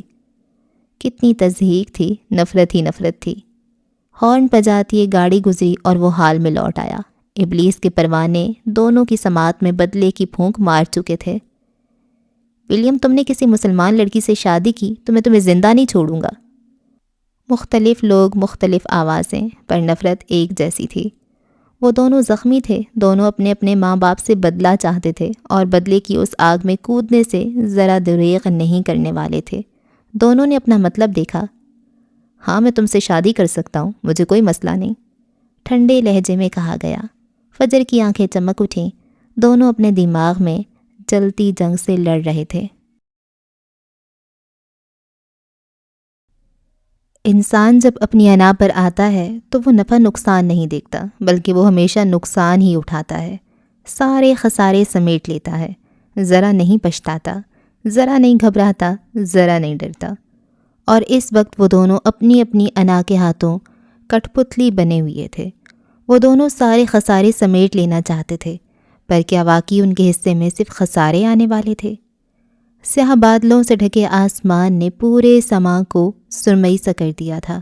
ہوا کے ساتھ بارش کی بوچھاڑ وقفے وقفے سے پڑتی اور رک جاتی۔ بس اسٹاپ پر بس اپنے وقت پر کئی بار رکی اور چلی گئی، پر وہ دونوں وہیں بیٹھے رہے۔ مجھے تم سے شادی کرنے میں کوئی مسئلہ نہیں ہے، ہاں، پر مسئلہ تمہیں ہوگا، ولیم نے سادہ سے لہجے میں کہا۔ فجر نے سوالیہ نظروں سے اسے دیکھا۔ ہوا چلنے کے باعث اب اس کے کپڑے سوکھ چکے تھے، چہرے سے چپکی وہ بالوں کی چند لٹیں بھی اب اڑ اڑ کر کبھی آنکھوں کو تو کبھی گالوں کو چھو رہی تھیں۔ مجھے کیا مسئلہ ہوگا؟ تم مسلم ہو اور میں کرسچن، مجھے نہیں لگتا ہم اس ملک میں مذہبی آزادی کے بنا شادی کر پائیں گے۔ فجر خاموش رہی، کہہ تو وہ ٹھیک رہا تھا۔ وہ اب سامنے دیکھنے لگی۔ اس کے بس میں ہوتا تو وہ فوراً یہ شادی کر لیتی۔ اسے فرق نہیں پڑتا تھا ولیم کون تھا، فی الوقت وہ اس کے لیے ایک ذریعہ تھا، ایک ہتھیار اپنوں سے بدلہ لینے کے لیے، اور بس، اس سے آگے کچھ بھی نہیں۔ لیکن اگر تم چاہو تو ایک طریقہ ہے۔ وہ اس کی جانب مڑا۔ کتھئی آنکھیں فجر کی آنکھوں سے ٹکرا گئیں۔ تمام رنگوں سے واقف ولیم جوزف اس پل سمجھ نہیں پایا کہ فجر کی آنکھوں کا رنگ کیا تھا۔ جیسے سارے رنگ ملا کر کوئی ایک رنگ بنا دیا گیا ہو، سارے جذبے ملا کر کوئی ایک تاثر بنا دیا گیا ہو، جیسے سارے تارے توڑ کر اس کی آنکھوں میں بھر دیے گئے ہوں، اور جیسے سارا درد دھان کر دیا گیا ہو، جیسے سارے سمندر ان آنکھوں میں جمع ہو گئے ہوں۔ کچھ ایسی ہی اس کی آنکھیں تھیں۔ میں مسلم ہو جاؤں یا تم کرسچن ہو جاؤ، عام سا جملہ تھا، عام سی بات۔ ولیم جوزف نے فجر معراج کی آنکھوں کی پتلیوں کو پھیلتے دیکھا تھا، پر وہ سمجھ نہ پایا وہ کیوں پھیلی تھیں، حیرت سے یا خوف سے۔ وہ خاموشی سے رخ پھیر گئی، یہ کرنے کی فی الوقت ہمت نہیں تھی، یعنی کچھ اور حل نکالنا تھا۔ پھر کچھ خیال آنے پر وہ دوبارہ اس کی جانب مڑی۔ کیا تم میرے لیے یہ کر سکتے ہو؟ چہرے پر معصومیت اور آنکھوں میں آس سجا کر پوچھا گیا۔ کیا؟ ولیم نے کیپ والا سر اونچا کیا۔ تم میرے لیے مسلمان ہو سکتے ہو؟ دھڑکتے دل کے ساتھ پوچھا گیا۔ وہ اس کی بات سن کر سوچ میں پڑ گیا تھا۔ وہ اچھا کرسچن تھا، پر کیا فرق پڑتا تھا اگر وہ ذرا سا ڈرامہ کر لیتا؟ اسے ایک تیر سے دو شکار کرنے تھے، اور اس سے بہتر موقع کیا ہو سکتا تھا؟ وہ کئی ثانیے اسے دیکھتا رہا، خاموشی سے، اور پھر فون نکالتے بولا، اوکے ہو جاتا ہوں۔ کیا شان بے نیازی تھی، کیا فراخ دلی تھی۔ فجر تو حیران رہ گئی، اور پھر اگلے لمحے وہ فون پر کوئی نمبر ملاتا اٹھ کر چلا گیا۔ اب وہ کسی سے فون پر بات کر رہا تھا۔ فجر اسے دیکھ رہی تھی۔ وہ ایک کم عمر نوجوان تھا، اس سے 2 سال ہی بڑا ہوگا۔ بیگی پینٹ اور بھوری اوور سائزڈ اونی گول گلے والی شرٹ پہنے وہ اب ہاتھ اٹھا کر کسی سے بات کر رہا تھا۔ اس کا رنگ انگریزوں جیسا سفید نہیں تھا، یعنی حد سے زیادہ سفید جو عجیب لگے۔ اس کا رنگ صاف تھا، صاف شفاف۔ وہ سر پر کیپ اوڑے رکھتا تھا اور ابھی تک اوڑھ رکھی تھی۔ پاؤں بند جوتوں میں قید تھے۔ وہ لمبا تھا، پتلی دبلی جسامت والا لڑکا، بنا کسی جم مسلز کے تھا، پر وہ کمزور نہیں تھا۔ وہ اسے یوں ہی دیکھے گئی، خالی خالی نظروں سے، اور پھر وہ فون بند کرتا واپس اس کے پاس آ کر بیٹھ گیا۔ جنید آ رہا ہے، وہ ہماری مدد کرے گا، تم ایک بار پھر سوچ لو، وہ ہولے سے بولا۔ اب کی بار چہرے پر سنجیدگی تھی۔ فجر نے اس سے نظریں ہٹا کر ایک بار پھر روڈ پر گزرتی گاڑیوں پر جما دیں۔ فجر نے جو سوچ لیا۔ فجر معراج اپنے فیصلے نہیں بدلا کرتی۔ لہجے میں سختی تھی، وہ کچھ نہیں بولا۔ تو ولیم جوزف شادی کر رہے، واو! وہ پھر آ گئی تھی۔ وہ اس کے لہراتے سلک کے گاؤن کی آواز سن سکتا تھا۔ وہ اس کی دائیں جانب کھڑی تھی اور جھک کر اس کے کان کے قریب سرگوشی کر رہی تھی۔ تم اتنے کمزور کب سے ہو گئے ولیم کہ بدلے کے لیے ایک لڑکی کو استعمال کرو؟ وہ اسے غصہ دلا رہی تھی۔ ولیم کے جبڑے بھنج گئے۔ جاؤ یہاں سے، وہ ہولے سے بڑبڑایا، اتنی آہستگی سے کہ پاس بیٹھی فجر نہ سن سکے۔ چہرے کی رنگت بدل گئی، نقوش تن سے گئے۔ تم بزدل ہو ولیم جوزف۔ وہ اب ہنستے ہوئے چلی گئی، جبکہ ولیم نے بے ساختہ پہلو بدلا۔ آج رات 10 بجے اس کی فلائٹ تھی، اسے واپس جانا تھا، اور جانے سے پہلے یہ کام اب ضروری سا لگ رہا تھا۔ شاید یہ اس کی زندگی کا سب سے برا ایڈونچر ہونے والا تھا۔ دونوں خاموش بیٹھے اپنی اپنی سوچوں میں سرگرداں تھے، آنے والے وقت کا سوچ رہے تھے۔ تبھی وہاں ایک گاڑی آ کر مین سڑک سے تھوڑا سائیڈ ہو کر رکی۔ دروازہ کھلا اور جنید باہر نکلا۔ یہ وہی لڑکا تھا جو کل ولیم کے ساتھ ریستوران میں بیٹھا تھا۔ وہ گاڑی سے باہر آیا اور پھر فجر کو دیکھ کر ٹھٹک کر رک گیا۔ اسے دیکھ کر ولیم اٹھ کر اس کی جانب چلا گیا۔ پہل جنید کو لگا ولیم مذاق کر رہا ہوگا، پر اس نے فجر کو ساتھ بیٹھے دیکھا تو وہ ساکت ہوا۔ کیا تم سچ میں یہ کرنا چاہتے ہو؟ جنید اب کی نکھیوں سے فجر کو دیکھتے بولا۔ دونوں سوشل میڈیا پر ہی ملے تھے، اور جنید ٹور گائیڈ کے طور پر ولیم کی مدد کر رہا تھا۔ وہ ولیم سے انسپائر تھا اور اسے اچھا دوست مانتا تھا۔ ہاں، تم نے بتایا تھا تمہارے انکل وکیل ہے، تو تمہاری ہیلپ چاہیے، وہ آرام سے بولا۔ وہ سب تو ٹھیک ہے، پر تمہیں پتہ ہے وہ لڑکا جو کل اس کے ساتھ تھا، اس کا تعلق کس خاندان سے ہے؟ میں انہیں جانتا ہوں۔ اگر اسے پتہ چل گیا تو، اگر اس نے کوئی ہنگامہ کھڑا کیا تو؟ جنید پھنس گیا تھا۔ وہ مدد سے انکار نہیں کر سکتا تھا، پر معاملہ ایسا تھا مدد کرنا بھی نہیں چاہتا تھا۔ اس کی بات سن کر ولیم زیر لب مسکرایا۔ میں ولیم ہوں اور میں خود کو جانتا ہوں، میں نے ہاں کر دی ہے، میں پیچھے نہیں ہٹ سکتا۔ جبکہ جنید بار بار گردن موڑ کر بت بنی بیٹھی فجر کو دیکھ رہا تھا۔ وہ پریشان تھی اور ساتھ ہی ساتھ فجر پر حیران تھا، جو اتنا بڑا قدم اٹھا رہی تھی۔ کیا واقعی وہ سنجیدہ تھی؟ اب بتاؤ سب سے پہلے مجھے کیا کرنا ہے؟ ولیم نے اس کے کندھے پر ہاتھ رکھتے پوچھا۔ वो कद में जुनैद से लंबा था। वो क्या बातें कर रहे थे फजर को कुछ अंदाज़ा नहीं था। ब्रो, तुम्हें सबसे पहले मस्जिद जाना है, मुसलमान होना है, फिर आगे का प्रोसीजर होगा, वो जले कुटे से लहजे में बोला। Okay let's go. वो लहराता फजर की जानिब पलट गया ताकि उसे बुला लाए, जबकि जुनैद वहीं खड़ा रहा। उसे ये काम करते डर तो लग रहा था, पर वो विलियम को इनकार नहीं कर सकता था। जुनैद के बार बार बुलाने पर वो पाकिस्तान की खूबसूरती देखने आया था, पर जुनैद नहीं जानता था उसे पाकिस्तानी खूबसूरती इतनी भा जाएगी कि वो ऐसे एडवेंचर पर उतर आएगा। अब वो फजर के करीब खड़ा कुछ कह रहा था और फिर वो दोनों जुनैद को अपनी तरफ आते दिखाई दिए, और फिर अगले ही लम्हे फजर पीछे बैठी थी, जबकि विलियम जुनैद के साथ आगे बैठा था और जुनैद अब शहर की सबसे बड़ी जामिया मस्जिद की जानिब गाड़ी ले जा रहा था। फजर ने हाथ में पकड़े मोबाइल को देखा। अरसल का चमचमाता मैसेज स्क्रीन पर देखने की आदत हो गई थी कि अब उसके बिना मोबाइल फ़ोन बेकार लग रहा था। दिल में एक टीस सी उठी और आंखें फिर से लबालब भरने लगीं। नहीं, बस अब और नहीं। सुबह वाली तज़हीक कैसे भूल सकती थी वो। नज़रें मोबाइल से उठाकर गाड़ी के शीशे से बाहर देखा तो बारिश हल्की हल्की फिर से शुरू हो चुकी थी। गाड़ी में खामोशी छाई थी। शायद वो दोनों फजर की मौजूदगी में खामोश थे। गाड़ी में हीटर ऑन था। उसे गर्माइश का एहसास हुआ और जिस्म को सुकून मिला तो आंखें बंद करके गाड़ी के शीशे से सर टिकाकर आंखें मूंद लीं। अरसल का मुस्कुराता चेहरा उभरा और फजर ने पट से आंखें खोल दीं। आखिर वो शख्स पीछा क्यों नहीं छोड़ रहा था। वो रो दी, मुंह पर हाथ रखे, सिसकियों को दबाते बेआवाज़, ताकि आगे बैठे वो दोनों लड़के उसका मजाक ना उड़ाएं। और तुम इंसान की तकलीफ़ नहीं समझ सकते जो अपनी ही सिसकियां दबाते बेआवाज़ रो दे। जाने कितनी देर वो यूं ही रोती रही। आगे बैठे विलियम और जुनैद जान गए थे। जुनैद ने विलियम को इशारा किया, जबकि विलियम ने उसे खामोश रहने का जवाब दिया। वो चाहता था फजर रो ले, इसलिए उसे रोने दिया। आधे घंटे की ड्राइविंग के बाद वो लोग अब एक मस्जिद के सामने खड़े थे। सफ़ेद मीनारों वाली खूबसूरत बड़ी सी मस्जिद। उसका गुंबद सब्ज़ था। मरकज़ी शाहराह पर बनी ये मस्जिद काफ़ी बड़ी थी। नमाज ईद के मौके पर सारा शहर यहीं इकट्ठा होता था। गाड़ी झटके से रुक गई और फजर जैसे होश में आई। फटाफट आंखें साफ करती सीधी हो बैठी। विलियम ने एक नज़र बाहर देखा। आसमान और भी स्याह बादलों से ढक चुका था और ठंडी हवा मज़ीद तेज़ हुई। फिर उसने कुछ सोचते हुए अपने बैग की जिप ओपन की और अंदर से अपनी स्याह जैकेट निकाली। तुम ये पहन लो, बाहर काफ़ी ठंड है। उसने हाथ बढ़ाकर जैकेट फजर की जानिब की। वो उसे मना कर देना चाहती थी, फिर कुछ सोचते हुए जैकेट थाम ली, जबकि जुनैद उन्हें वहीं इंतज़ार करने का कहकर गाड़ी से बाहर निकल गया।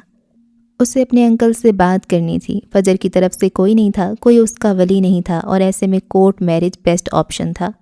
वो इसी सिलसिले में बात करने गया था और आज की आज ये काम लाजमी था। गाड़ी में खामोशी छा गई। विलियम के चेहरे पर अब पहले वाला जोश नहीं था। फजर की हालत उसे उलझन में डाल रही थी। क्या वो लड़की अपने साथ ठीक कर रही थी? क्या वो उसके साथ ठीक कर रहा था? क्या वो दोनों एक दूसरे के साथ ठीक कर रहे थे? बस बसे सर उभारने लगे तो उसकी अना ने सबको कुचल दिया। इससे पहले वो कुछ बोलता, मस्जिद के स्पीकर से आवाज़ उभरी, अल्लाहु अकबर, अल्लाहु अकबर। ज़ोहर की आज़ान थी। विलियम साकत हुआ। उसने पलटकर फजर को देखा, जो बेइख्तियार ही मौज़िन के पीछे ज़ेरे लब आज़ान के अल्फाज दोहराने लगी थी। और ऐसा करना हमारे खून में शामिल है, उससे विलियम नावाकिफ़ था। दिमाग जहाँ भी हो, ध्यान कहीं भी हो, इंसान कोई भी काम कर रहा हो, लेकिन आज़ान की आवाज़ के साथ ज़ेरे लब दोहराना जैसे फितरत में शामिल था। आज़ान मुकम्मल हो गई। विलियम यूं ही बैठा रहा साकत सा। जुनैद वापस आया और अब फजर को वहीं इंतज़ार करने का कहकर विलियम को अपने साथ मस्जिद के अंदर ले गया। जैसे ही वो मस्जिद के बड़े से गेट से अंदर दाखिल हुए तो सुकून से अंदर उतरने लगा। बाईं जानिब ढेर सारे गुसल खाने थे, जबकि दाईं जानिब नल लगे थे। जुनैद खुद तज़ब्ज़ुब का शिकार था। वो नहीं जानता था ऐसी सूरत हाल में क्या किया जाता था। सामने ही खुला बड़ा सा सुर्ख टाइलों वाला सहन और दाईं जानिब दीवार के साथ एक जानिब पौधे लगे थे। मस्जिद काफ़ी रकबे पर फैली थी और उसके मीनार जिस शानो शौकत से खड़े थे, विलियम मरऊब नज़र आया।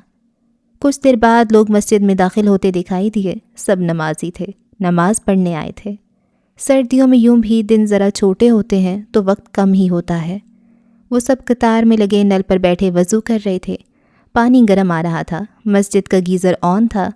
विलियम ने देखा बूढ़े बुज़ुर्गों को, मर्दों और कम उम्र लड़कों को दिल जमई से वज़ू करते। وہ سب ایک ساتھ بیٹھے ایک جیسا طریقہ اپنائے ہوئے تھے۔ یہ سب ویسا ہی تھا جیسے وہ ہر سنڈے چرچ جاتا تھا، باقاعدگی سے، دل سے۔ وہ خدا کا پیروکار تھا، لیکن یہاں کچھ الگ محسوس ہو رہا تھا۔ وہ کسی ٹرانس کے زیر اثر سب دیکھ رہا تھا۔ تم یہیں رکو، میں امام صاحب سے بات کر کے آتا ہوں۔ جنید اسے وہیں چھوڑ کر جوتے اتارتے صحن کی جانب بڑھا، جس کے دوسرے حصے پر مسجد کا اندرونی حصہ تھا۔ پھر کچھ سوچتے ہوئے وہ واپس پلٹ آیا۔ اس نے اپنی جیکٹ اتاری اور ولیم کو تھما دی۔ تمہاری وجہ سے اب مجھے نماز پڑھنی پڑے گی، وہ بیزار سا کہتا وضو کرنے نل کی جانب بڑھا، اور پھر کچھ دیر وہ وضو کر کے اٹھا۔ اس نے اونچی آواز میں دعا پڑھی۔ وہ عربی میں پڑھ رہا تھا، ولیم سمجھ نہیں پایا، لیکن وہ غور سے ایک ایک حرکت نوٹ کر رہا تھا۔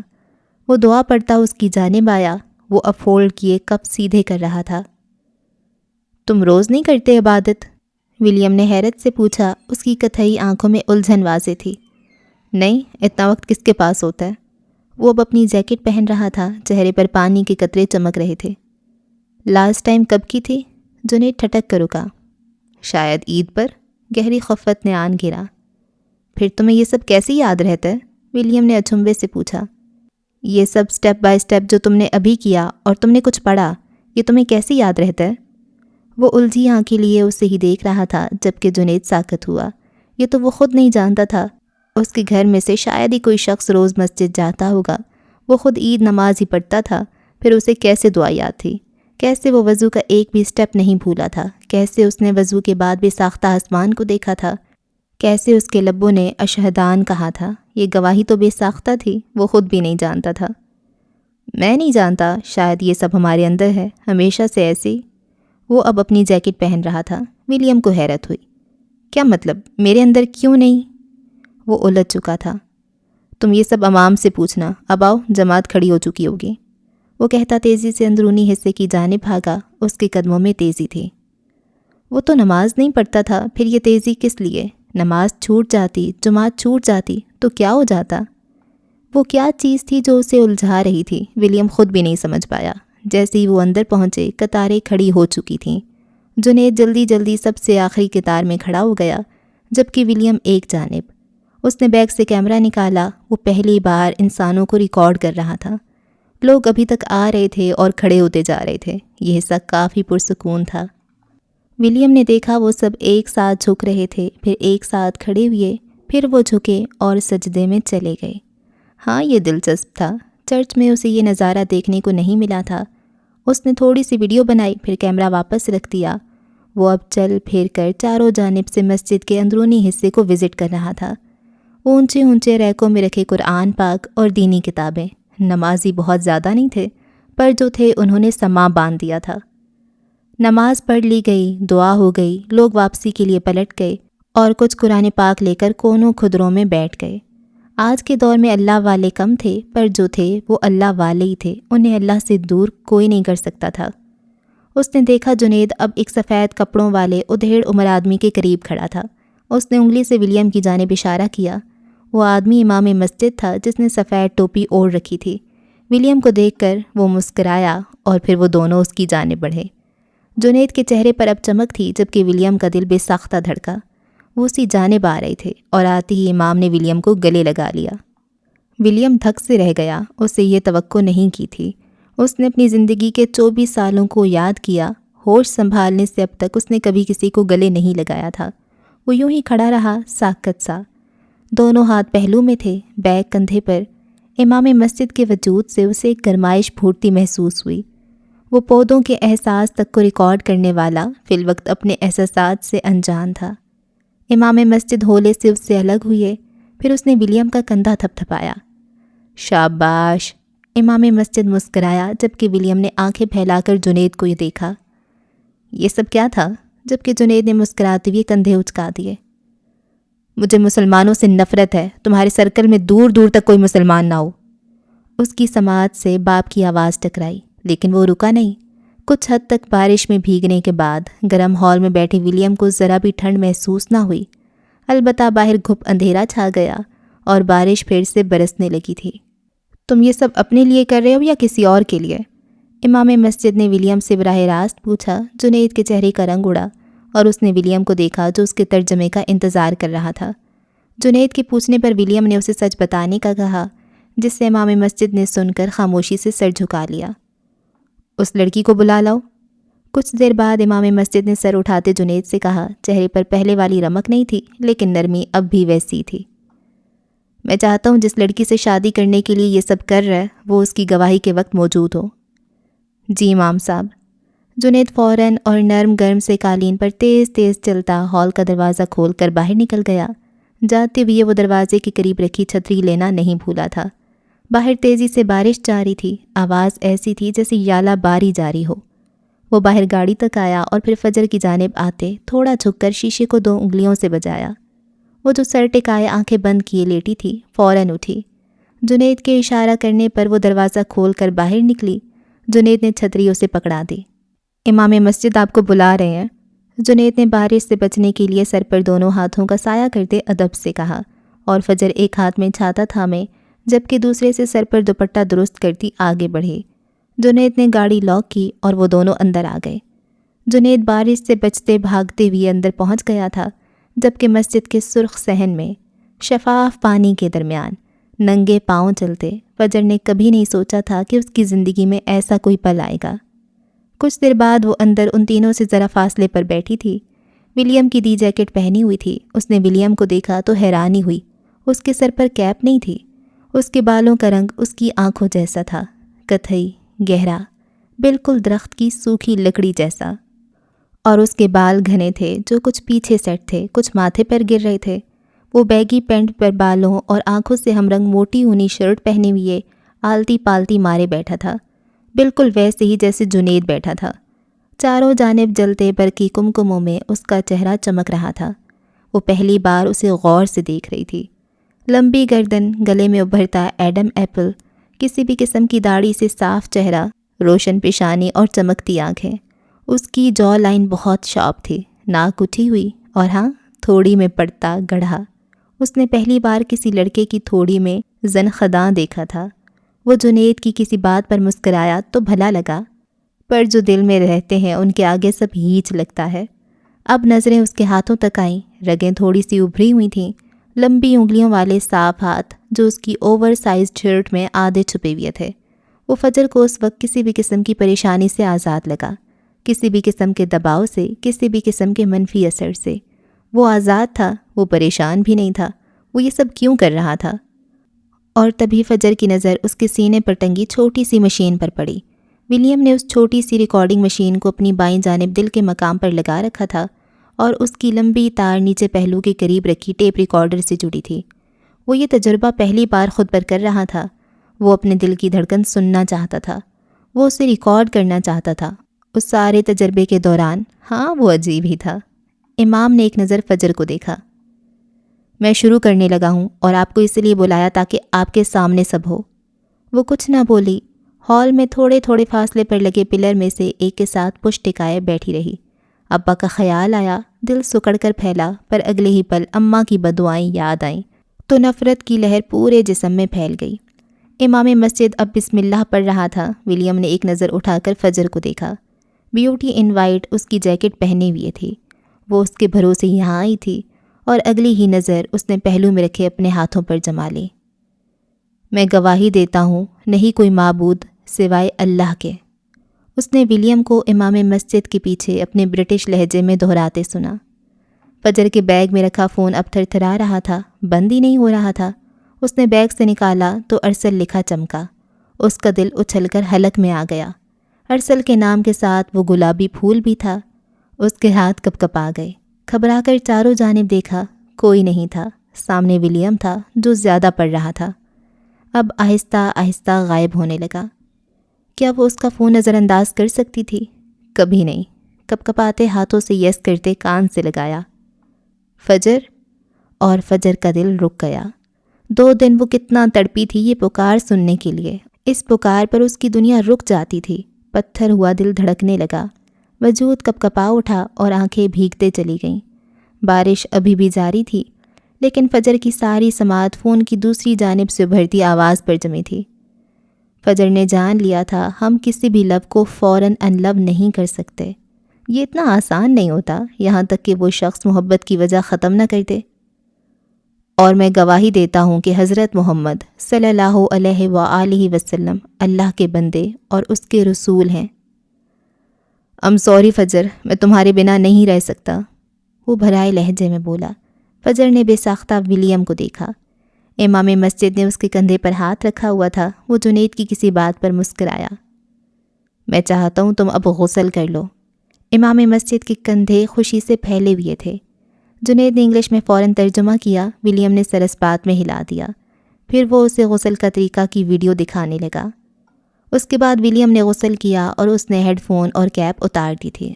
اس کے بال گیلے تھے، جس سے امام مسجد نے اپنے کندھے سے سفید کپڑا اتار کر اسے صاف کرنے کو کہا۔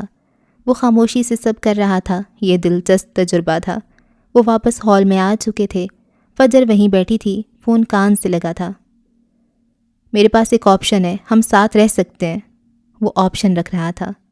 ہم دونوں کورٹ میرج کر لیتے ہیں، کسی کو نہیں بتائیں گے، میں تمہیں خوش رکھوں گا اور بابا کو بھی، بس تم تھوڑا کمپرومائز کر لینا۔ وہ پتہ نہیں کس کمپرومائز کی بات کر رہا تھا۔ فجر کے الفاظ گلے میں ہی اٹک گئے۔ فجر، بس ہمیں ہمیشہ کے لیے یہ شادی چھپانی ہوگی۔ میں بابا کو ان کی پسند سے شادی کر کے خوش کر دوں گا، یوں وہ بھی خوش، ہم بھی خوش۔ شاید اسے اپنی ساری کوشش کے باوجود آخری حل یہی ملا تھا۔ فجر کے وجود میں کسی نے نیزے گھسا دیے۔ تکلیف سر سے پاؤں تک گئی۔ پلیز کچھ تو بولو۔ آواز زبری اور فجر نے ہولے سے فون کاٹ دیا۔ اس نے نظریں اٹھا کر ولیم کو دیکھنا چاہا، پر سب دھندلا گیا۔ اس کی آنکھیں آنسوؤں سے بھری تھیں۔ وہ رونا چاہتی تھی، پر ابھی نہیں۔ پھر اس نے ہتھیلی کی پشت سے آنکھیں رگڑ ڈالیں۔ خوبصورت آنکھوں کا رو رو کر حشر نشر ہو چکا تھا۔ ادھر آؤ۔ ولیم نے اسے ہاتھ کے اشارے سے اٹھ کر قریب آنے کو کہا۔ وہ روبوٹ کی طرح اٹھی اور جا کر بیٹھ گئی۔ ارسل نے دل کی تکلیف پھر سے بڑھا دی تھی۔ وہ اس کے ساتھ شادی تو کر سکتا تھا، پر اپنا نہیں سکتا تھا۔ وہ ظالم تھا یا کمظرف، وہ سمجھ نہیں پائی۔ بیٹی، تمہارے ماں باپ کہاں ہیں؟ امام صاحب نے براہ راست پوچھا۔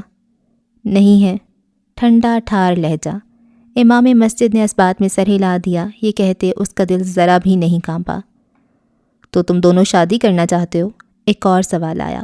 فجر نے ولیم کو دیکھا، جو اسے ہی دیکھ رہا تھا۔ زبان تو سمجھ نہیں آ رہی تھی، پر وہ تاثرات سے سمجھنے کی کوشش کر رہا تھا۔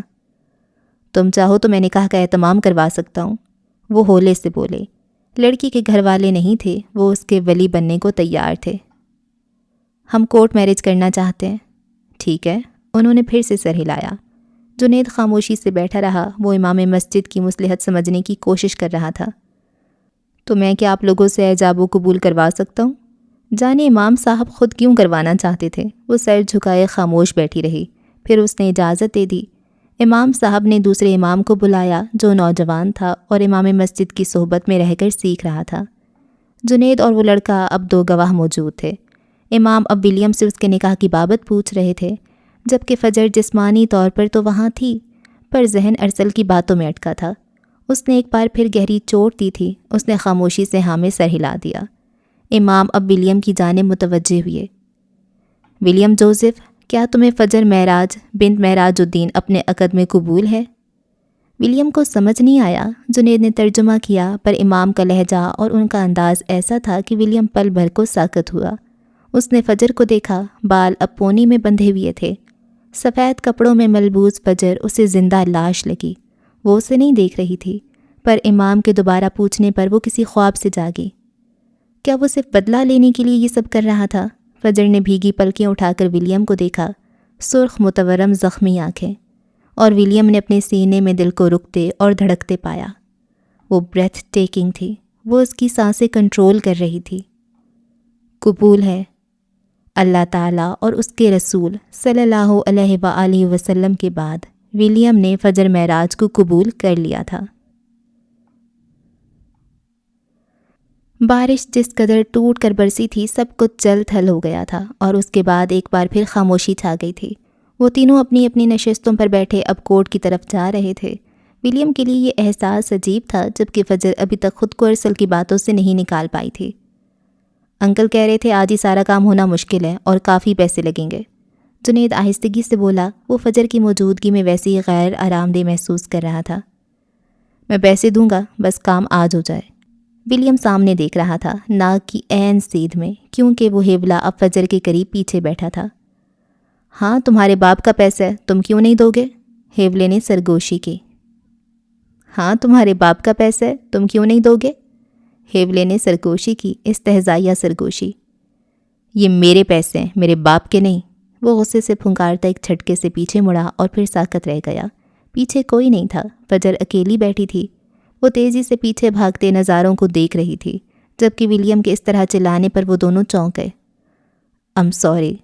وہ خفت سے سرخ پڑا اور پھر اپنے ہی چہرے پر بے ساختہ ہاتھ پھیرا۔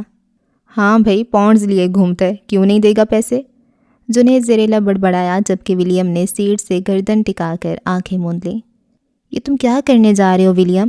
وہ اب بائیں جانب کی شیشے سے لٹکی تھی، کسی بدروح کی طرح جو الٹی چل لیتی ہے، دیواروں پر لٹک جاتی ہے۔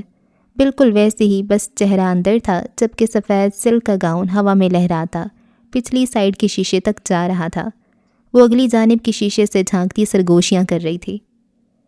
یہ لڑکی تمہاری موت ہے ولیم، وہ تمہیں نہیں چھوڑیں گے۔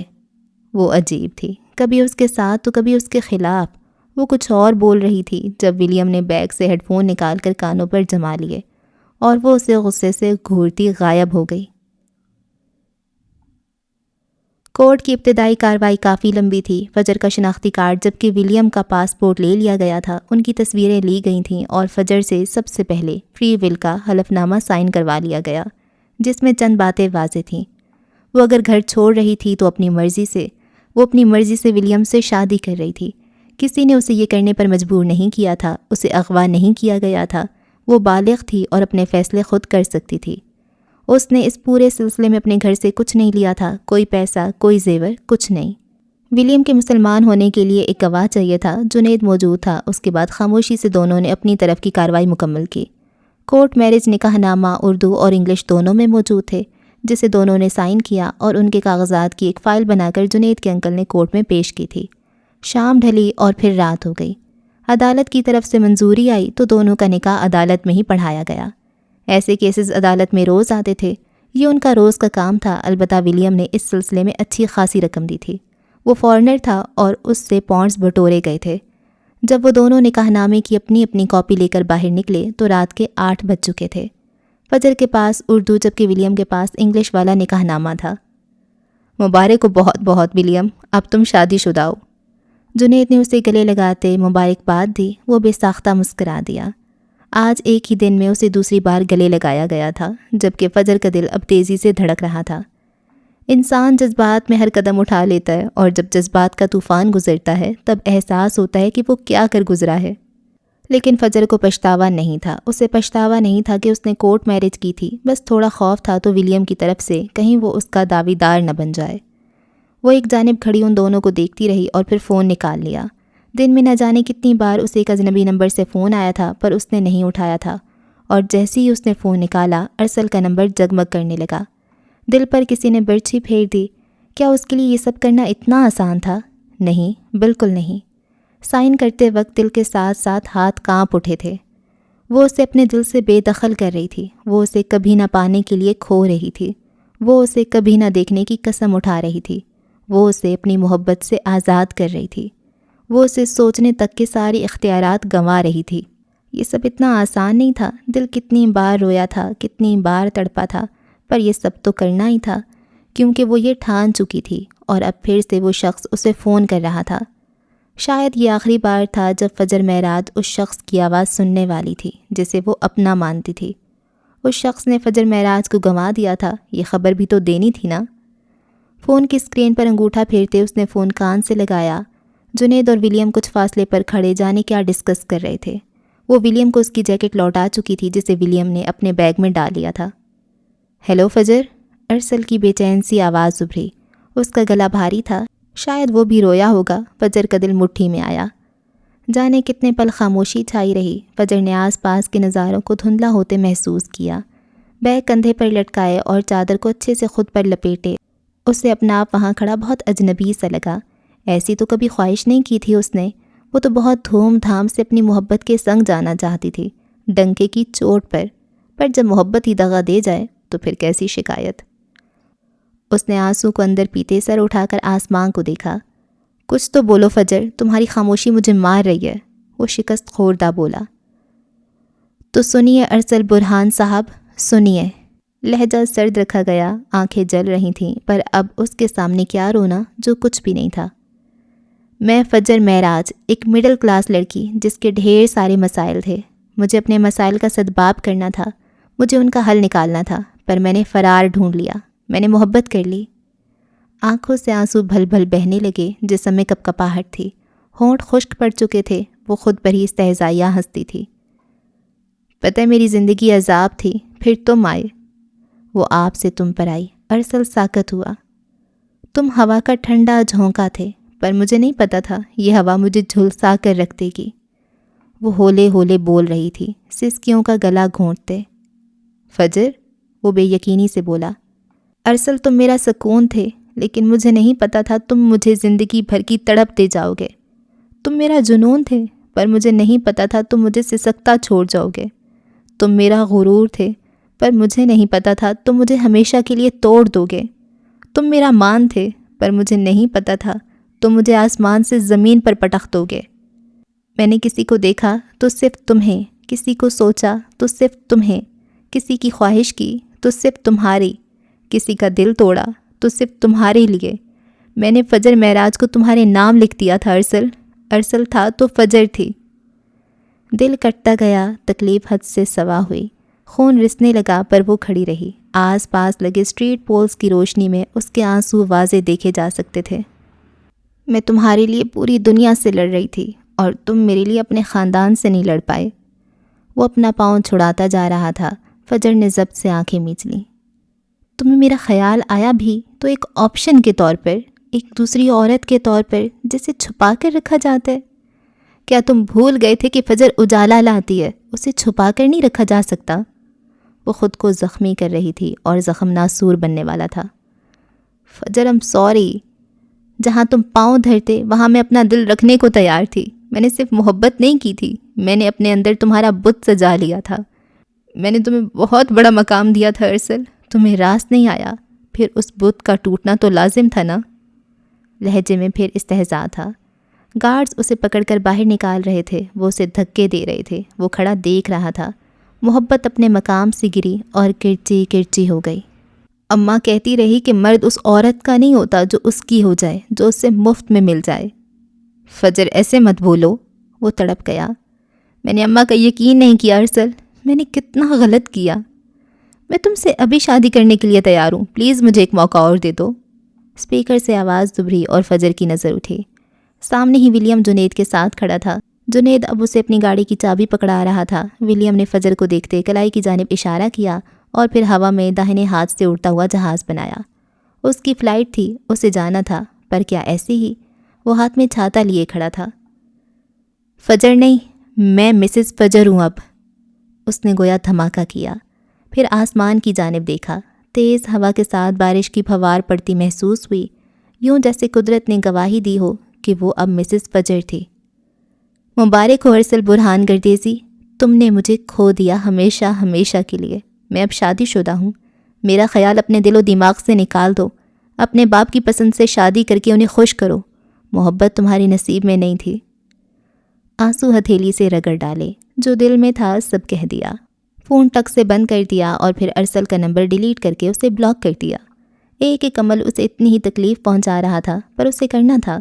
وہ فون کو ہاتھ میں تھامے گم سم سی کھڑی رہی۔ دل خالی ہو گیا، سب ختم ہو گیا، پر ایک نئے آغاز سے وہ ناواقف تھی۔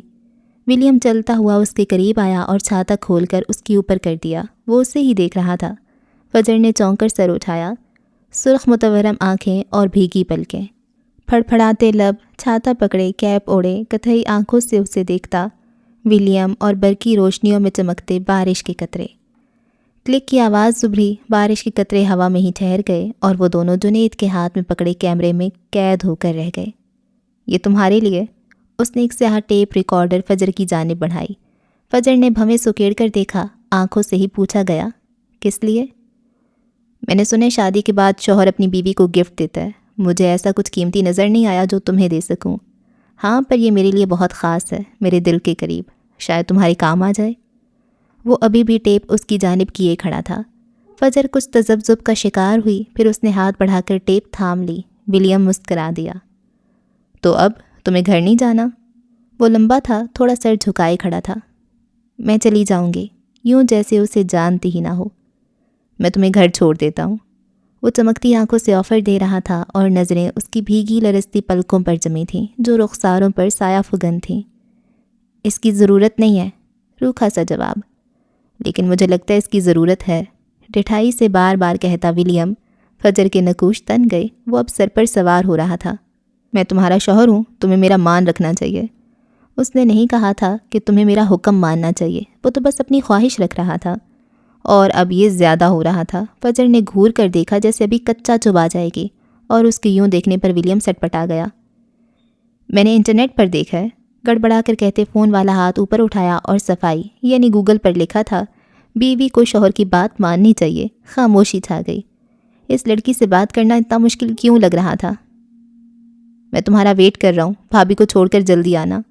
جنید اسے آگاہ کرتا اس کا کیمرہ لے کر چلتا گیا۔ شاید وہ لوگ طے کر چکے تھے کہ فجر کو گھر چھوڑ کر انہیں دوبارہ کہاں ملنا تھا تاکہ ایئرپورٹ جایا جا سکے۔ لفظ بھابھی پر فجر کی آنکھیں حیرت اور بے یقینی سے پھیلی، جبکہ ولیم نے امڑ آنے والی بے ساختہ مسکراہٹ کو چھپایا۔ مبادا کہیں قریب کھڑی فجر دیکھ ہی نہ لے اور اسے یہیں پاکستان میں دفن ہونا پڑے۔ چلیں؟ پھر سے پوچھا۔ میں چلی جاؤں گی، اب تم میرا پیچھا چھوڑ دو، وہ کوفت زدہ لہجے میں بولی۔ آج کا دن کتنا لمبا ہو گیا تھا، ختم ہی نہیں ہوا تھا، اور اب رات کا اندھیرا دل ہولا رہا تھا۔ میں نے تمہارے لیے اتنا سب کیا کہ تم میری ایک بات نہیں مان سکتی؟ احسان جتا کر فوراً شکوہ کر دیا گیا۔ فجر نے ہونٹ بھینچے۔ دیکھو بارش پھر سے شروع ہونے والی ہے، مجھے لگتا ہے ہمیں چلنا چاہیے۔ وہ اسے کہتا گاڑی کی جانب بڑھا اور فجر کو بھی ناچار قدم بڑھانے پڑے۔ کچھ دیر بعد گاڑی ایک بڑی کھلی شاہراہ پر آگے بڑھ رہی تھی۔ بارش بہت ہلکی تھی، لیکن گاڑی کی ونڈ سکرین پر چلتا وائپر تیزی سے پانی صاف کر رہا تھا۔ وہ خاموش بیٹھی رہی۔ دماغ نے کچھ کام کرنا شروع کیا تو آنے والے وقت کا سوچنے لگی۔ پہلو میں ہاتھ رکھے وہ کسی خاموش مورت کی طرح بیٹھی تھی۔ تم مجھ سے کچھ کہو گی نہیں؟ اس کی خاموشی بری طرح لگ رہی تھی۔ وہ بول پڑا۔ شکریہ، یک لفظی جواب۔ وہ مسکرا دیا۔ آج جانے کتنی بار مسکرا لیا تھا، پاگل نہ ہو تو۔ اور کچھ؟ کیا سننا چاہ رہا تھا وہ؟ کچھ نہیں، وہ رخ موڑے باہر دیکھ رہی تھی۔ تمہارا نام خوبصورت ہے، میں نے گوگل کیا تھا، اس کا مطلب دیکھا اور مجھے پسند آ گیا۔ وہ ایکسٹروورٹ تو نہیں تھا، پھر بھی بولے جا رہا تھا۔ ویسے تمہارا نام فجر نہ ہوتا تو جانتی ہو کیا ہوتا؟ دل جمعی سے ڈرائیونگ کرتے وہ بولتا گیا اور ایک نظر موبائل میں کھلے گوگل میپ پر ڈال لیتا۔ فجر نے رخ موڑ کر سوالیہ نظروں سے دیکھا۔ Breathtaking. ذرا سا رخ موڑ کر فجر کو دیکھا جس کا چہرہ پل کے 1000ویں حصے میں کان کی لوؤں تک سرخ پڑا۔ کیا یوں کوئی منہ پھاڑ کر تعریف کرتا ہے؟ اور اگلے ہی پل اس کے چہرے پر ناگواری ابھری۔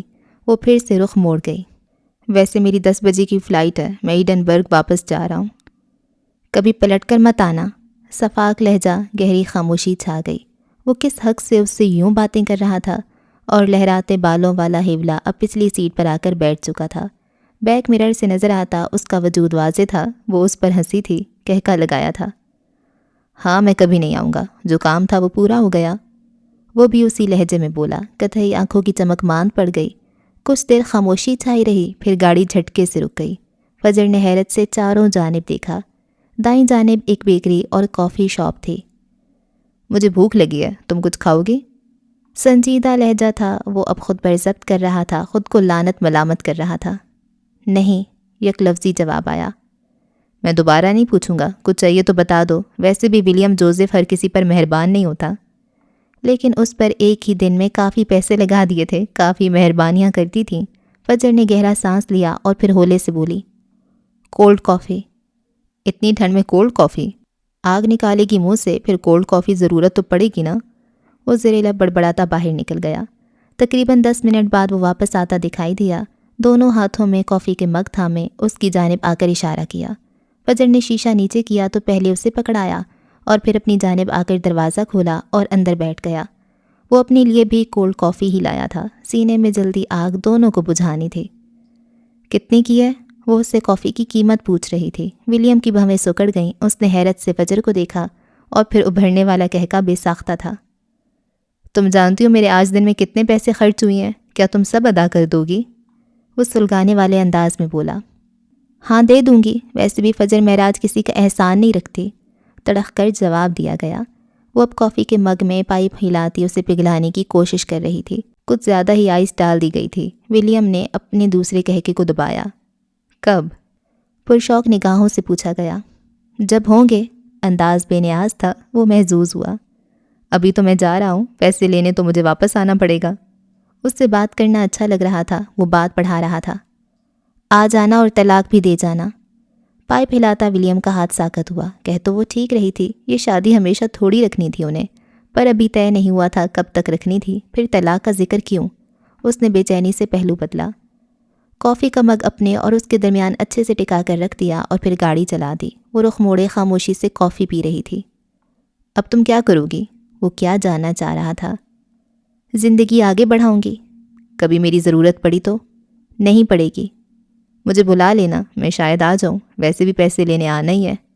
ہاں، گندی نیت والا فورنر، وہ زیر لب بڑبڑائی۔ باقی کا راستہ خاموشی سے کٹا۔ فجر نے نہیں پوچھا وہ کیا کرتا تھا، وہ پاکستان کیوں آیا تھا، وہ پورا انگریز کیوں نہیں لگتا تھا، سب سے بڑھ کر ایک بار کہنے پر اس سے شادی کیوں کر لی تھی، کلمہ کیوں پڑھ لیا تھا، اسے شاید دلچسپی ہی نہیں تھی۔ بس گاڑی یہیں روک دو۔ مرکزی سڑک سے اتر کر گاڑی اب گلی کے نکڑ پر کھڑی تھی۔ ارسل اسے یہیں اتارا کرتا تھا۔ بیوٹی انوائٹ جا رہی تھی، وہ پھر کبھی ملنے نہیں والی تھی۔ یہ میرا کارڈ۔ ولیم نے اپنا وزٹنگ کارڈ اس کی جانب بڑھایا۔ سفید رنگ کا وہ چھوٹا سا کارڈ جس پر اس کی مکمل تفصیلات تھیں اور ساتھ میں رابطہ نمبر۔ کس لیے؟ وہ الجھی۔ شاید کبھی ضرورت پڑ جائے، شاید تمہیں کبھی اپنا شوہر یاد آئے۔ سنجیدہ بات کرتے آخر میں لہجہ شرارتی ہو گیا۔ فجر نے ضبط سے مٹھیاں بھینچیں۔ شوہر کے نام پر اسے صرف ارسل کا خیال ابھرتا تھا جو اب تکلیف دہ تھا۔ وہ شخص کس دھڑلے سے اس کی تکلیف بڑھا رہا تھا۔ تمہیں کیا لگتا ہے مسٹر ولیم، پاکستانی کروڑوں مردوں کو چھوڑ کر تم سے شادی کیوں کی میں نے؟ وہ سرد لہجے میں بولی۔ آواز اونچی تھی، چہرہ سرخ اور آنکھوں میں شعلے بھڑک رہے تھے۔ وہ سوالیہ نظروں سے اسے دیکھے گیا۔ ویسے تو اسے فرق نہیں پڑتا تھا، پر اب جاننا چاہتا تھا اس نے ولیم کو ہی کیوں چنا۔ کیونکہ تم 7 سمندر پار واپس چلے جاؤ گے اور دوبارہ کبھی مجھے تمہاری شکل نہ دیکھنی پڑے۔ کتنی سفاکیت سے بولی تھی۔ بیوٹی انوائٹ اب خوفناک چڑیل لگنے لگی تھی۔ یہ کورٹ میرج صرف سمجھوتا تھا، میں نے شرائط نہیں رکھی۔ اس کا مطلب یہ نہیں کہ تمہیں شوہر قبول کر چکی ہوں۔ یہ کھیل آج کا تھا اور صرف اس پیپر کے لیے تھا جو ایک تمہارے پاس ہے اور ایک میرے۔ بیوٹی انوائٹ یہ سب بولتی بری لگ رہی تھی اور ولیم جبڑے بھینچے اسے سنتا گیا۔ اس نے بھی صرف اس پیپر کے لیے یہ سب کیا تھا، وہ ایک پیپر جو دونوں اپنے اپنے مفاد کے لیے استعمال کرنے والے تھے۔ اسے بھی تو کسی کی چھوڑی ہوئی لڑکی میں کوئی دلچسپی نہیں تھی۔ وہ دونوں مفاد پرست تھے، پر توقعات کیوں بڑھ رہی تھیں؟ اسے تو یہ تک بھول گیا تھا کہ اس نے آج کلمہ پڑھا تھا۔ وہ ولیم جوزف سے ولیم ولی بنا تھا۔ یہ سفر یہیں تک تھا۔ وہ گاڑی کا دروازہ کھول کر باہر نکل جانا چاہتی تھی، پر دروازہ لاک تھا۔ ولیم کی دی وہ ٹیپ اس کے بیگ میں تھی جس میں اسے ذرا بھی دلچسپی نہیں تھی۔ وہ اس ٹیپ کو جانے کہاں پھینکنے والی تھی؟ میں جانتا ہوں یہ سب یہیں تک تھا اور مجھے بھی اس کاغذی شادی میں کوئی دلچسپی نہیں ہے۔ ہاں، پر میرا کارڈ رکھ لو، جب پیسے ہوں مجھے فون کر لینا، میں اکاؤنٹ نمبر دوں گا، لوٹا دینا۔ ہاں، گہری خفت نے آ گھیرا۔ وہ کیا سمجھ رہی تھی اور کیا نکلا؟ جھٹکے سے مڑی اور کارڈ جھپٹ لیا، پر گود میں رکھا بیگ اسی لمحے نیچے گر گیا۔ چیزیں بکھر گئیں۔ فٹافٹ جھک کر ایک ہاتھ سے چیزیں اٹھائیں اور پھر سیدھا ہو کر گہرا سانس لیا۔ سیٹ سے گردن ٹکا کر آنکھیں بند کر لیں۔ ولیم یوں ہی بیٹھا رہا، کافی یوں ہی رکھی رہی۔ I'm sorry، ہولے سے بڑبڑائی، آنکھیں بند تھیں۔ وہ یوں ہی ہونٹ بھینچے بیٹھا رہا۔ دیکھو، میں نے شادی صرف اپنے مفاد کے لیے کی ہے، اپنی ضد میں۔ تم چاہو تو ابھی طلاق دے سکتے ہو، مجھے اس شادی میں دلچسپی نہیں۔ مجھے فرار کا ایک راستہ چاہیے تھا تاکہ مجھے کسی اور کو نہ چننا پڑے۔ لہجہ بھرا گیا۔ میں کبھی واپس نہیں آؤں گا۔ تمہیں کل کسی سے محبت ہو گئی، تمہیں دوسری شادی کرنی ہوئی، پھر کیا کرو گی؟ اس کی بات میں دم تھا۔ ایسا کبھی نہیں ہوگا، فجر ایک ہی غلطی بار بار نہیں دہراتی، میں ہمیشہ ایسی ہی رہ لوں گی۔ مضبوط لہجے میں جواب دیا گیا۔ ولیم گلاس ونڈ کے اس پار جانے کیا کھوج رہا تھا۔ پیچھے بیٹھا ہیولا جو خاموش تھا اب پھر سے ہنسی کی آواز ابھری۔ آج وہ خاموش تھی، ان دونوں کی سن رہی تھی۔ میرے پاس تمہارا کارڈ ہے، جب مجھے خلا چاہیے ہوگا میں کانٹیکٹ کر لوں گی۔ اور ولیم نے بٹن دبا کر گاڑی کا لاک کھول دیا۔ وہ اسے نہیں دیکھ رہا تھا، دیکھنا بھی نہیں تھا۔ ہاں، اب اسے یقین ہو گیا تھا فجر معراج نے یہ شادی اپنے مطلب کے لیے کی تھی۔ دل کو سکون سا ملا، یعنی وہ دونوں ایک ہی لکیر پر کھڑے تھے، ایک کونے پر وہ اور دوسرے پر فجر، درمیان میں 7 سمندر کا فاصلہ تھا، دونوں کو فرق نہیں پڑتا تھا دوسرا کہاں جانے والا تھا، کیا کرنے والا تھا۔ ٹھیک ہے، آئندہ آنے والی زندگی کے لیے گڈ لک۔ وہ سنجیدہ سا مسکرایا تو فجر کافی کا مگ واپس رکھتے گاڑی کا دروازہ کھول کر نکل گئی۔ کافی بچی ہوئی تھی، وہ دروازہ بند کر کے جا رہی تھی۔ خدا حافظ بھی نہیں کہا تھا، پلٹ کر بھی نہیں دیکھا۔ فجر معراج کی زندگی میں ولیم نامی یہ باب آج ہی کھلا اور آج ہی بند ہو گیا تھا۔ ولیم نے ایک نظر اسے دیکھا اور پھر تیزی سے گاڑی ریورس کی۔ وہ دیکھتے ہی دیکھتے گاڑی بھگا لے گیا۔ بارش برسنے سے کیچڑ ہو چکی گلی میں وہ بنا کسی احتیاط کے چلتی جا رہی تھی، اس بات سے بے خبر کہ ایک طوفان اس کا منتظر تھا۔ اوکے جی، تو اس ایپیسوڈ کو اور اس چیپٹر کو ہم یہاں پہ ختم کرتے ہیں، اور نیکسٹ چیپٹر ہے ڈیفالٹ پیس، وہ ہم بعد میں پڑھیں گے۔ اور یہ کیا سے کیا ہو گئے دیکھتے دیکھتے مسز فجر بن گئی ہے۔ فجر ایک ایسے بندے سے اس نے شادی کر لی ہے جس کو یہ جانتی تک نہیں ہے، جسٹ اپنی اماں کو ہرانے کے لیے۔ یار پہلے میں کہہ رہی تھی فجر بدتمیز ہے، اس کی اماں بھی تو کوئی اچھی اماں نہیں ہے، ہر ٹائم بددعائیں دیتی رہتی ہیں۔ چلو وہ باتیں ہی ایسے کرتی ہے، اور لیکن ہر ٹائم اس کی اماں اس کو کوئی سافٹ کارنر دل میں ہے ہی نہیں۔ ایک تمہاری اکلوتی بیٹی ہے، چاہے وہ جیسی بھی ہے، کبھی تو اس سے پیار سے بات کرو۔ بالکل نہیں پیار سے بات کرتی، وہ دل ٹوٹ کے آ گیا اس کا، اور وہ کہتی ہے چلو اب بلقیس سے تم بیٹے سے شادی کر لینا۔ بھائی کون ہے بلقیس جس کا بیٹا تمہیں اتنا عزیز ہے اپنی بیٹی سے زیادہ؟ اور یہ کون سا طوفان اس کا منتظر ہے؟ اچھا ایک بات ہے کہ فجر کو ایک ان نون نمبر سے بہت زیادہ کالز آ رہی تھی، وہ کس کا تھا؟ تو شاید اس کے گھر میں کوئی مسئلہ تو نہیں بن گیا اس کے بابا کے ساتھ، ہے نا؟ کیونکہ وہ کہہ رہا ہوتا کہ منار اب نہیں آتی نظر، منار آتی ہے نظر کہ نہیں آتی، خیر جو بھی تھا۔ تو فجر کے ساتھ بہت برا ہوا ہے یار، ایک بندے کے ساتھ آپ اتنا اٹیچ ہو جاؤ، سب کچھ ہو جاؤ، اور وہ پھر آپ کو دھتکار دے۔ خیر وہ بندے کی بھی سچویشن سمجھ آتی ہے، وہ ایک ہے بزدل سا بندہ، پیار کرتا ہے، نبھا نہیں سکتا، بس وہ ہوتے ہیں کچھ ایسے بچے۔ نہیں ہونا چاہیے مردوں کو تو ایسا بالکل بھی نہیں ہونا چاہیے، لیکن ہوتے ہیں، اب کیا کریں۔ لیکن ایسے بندوں سے پھر محبت نہیں ہونی چاہیے، محبت کسی مرد کے بچے سے ہونی چاہیے، جگر والے سے۔ اور کیا ہوا ہے؟ اور یہ کہ ولیم اب مے بی یہ بہت عرصے بعد ملے، مے بی یہ بندہ اب اس نے تو ویسی فارمیلٹی کے طور پہ کلمہ پڑھا تھا، مے بی پھر اس کی اسپریچول جرنی سٹارٹ ہو جائے اور فجر فیشن ڈیزائنر بن جائے، پھر بہت عرصے کے بعد ان کی پھر سے ملاقات ہو اور پھر لو سٹوری سٹارٹ ہو جائے، ہے نا؟ فی الحال تو ایسا ہی لگ رہا ہے۔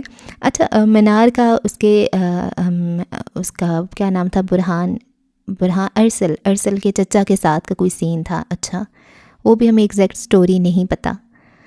خیر فجر کے ساتھ تو بہت بری ہوئی ہے، مے بھی اس کے ساتھ اچھا ہو جائے۔ اب یہ جو کام ہوا ہے اس کے نکاح والا، پتہ نہیں ایسے اتنا بڑا فیصلہ کیسے کر لیا اس نے، پر اس کی اماں بھی تو ایسی ہی تھی نا۔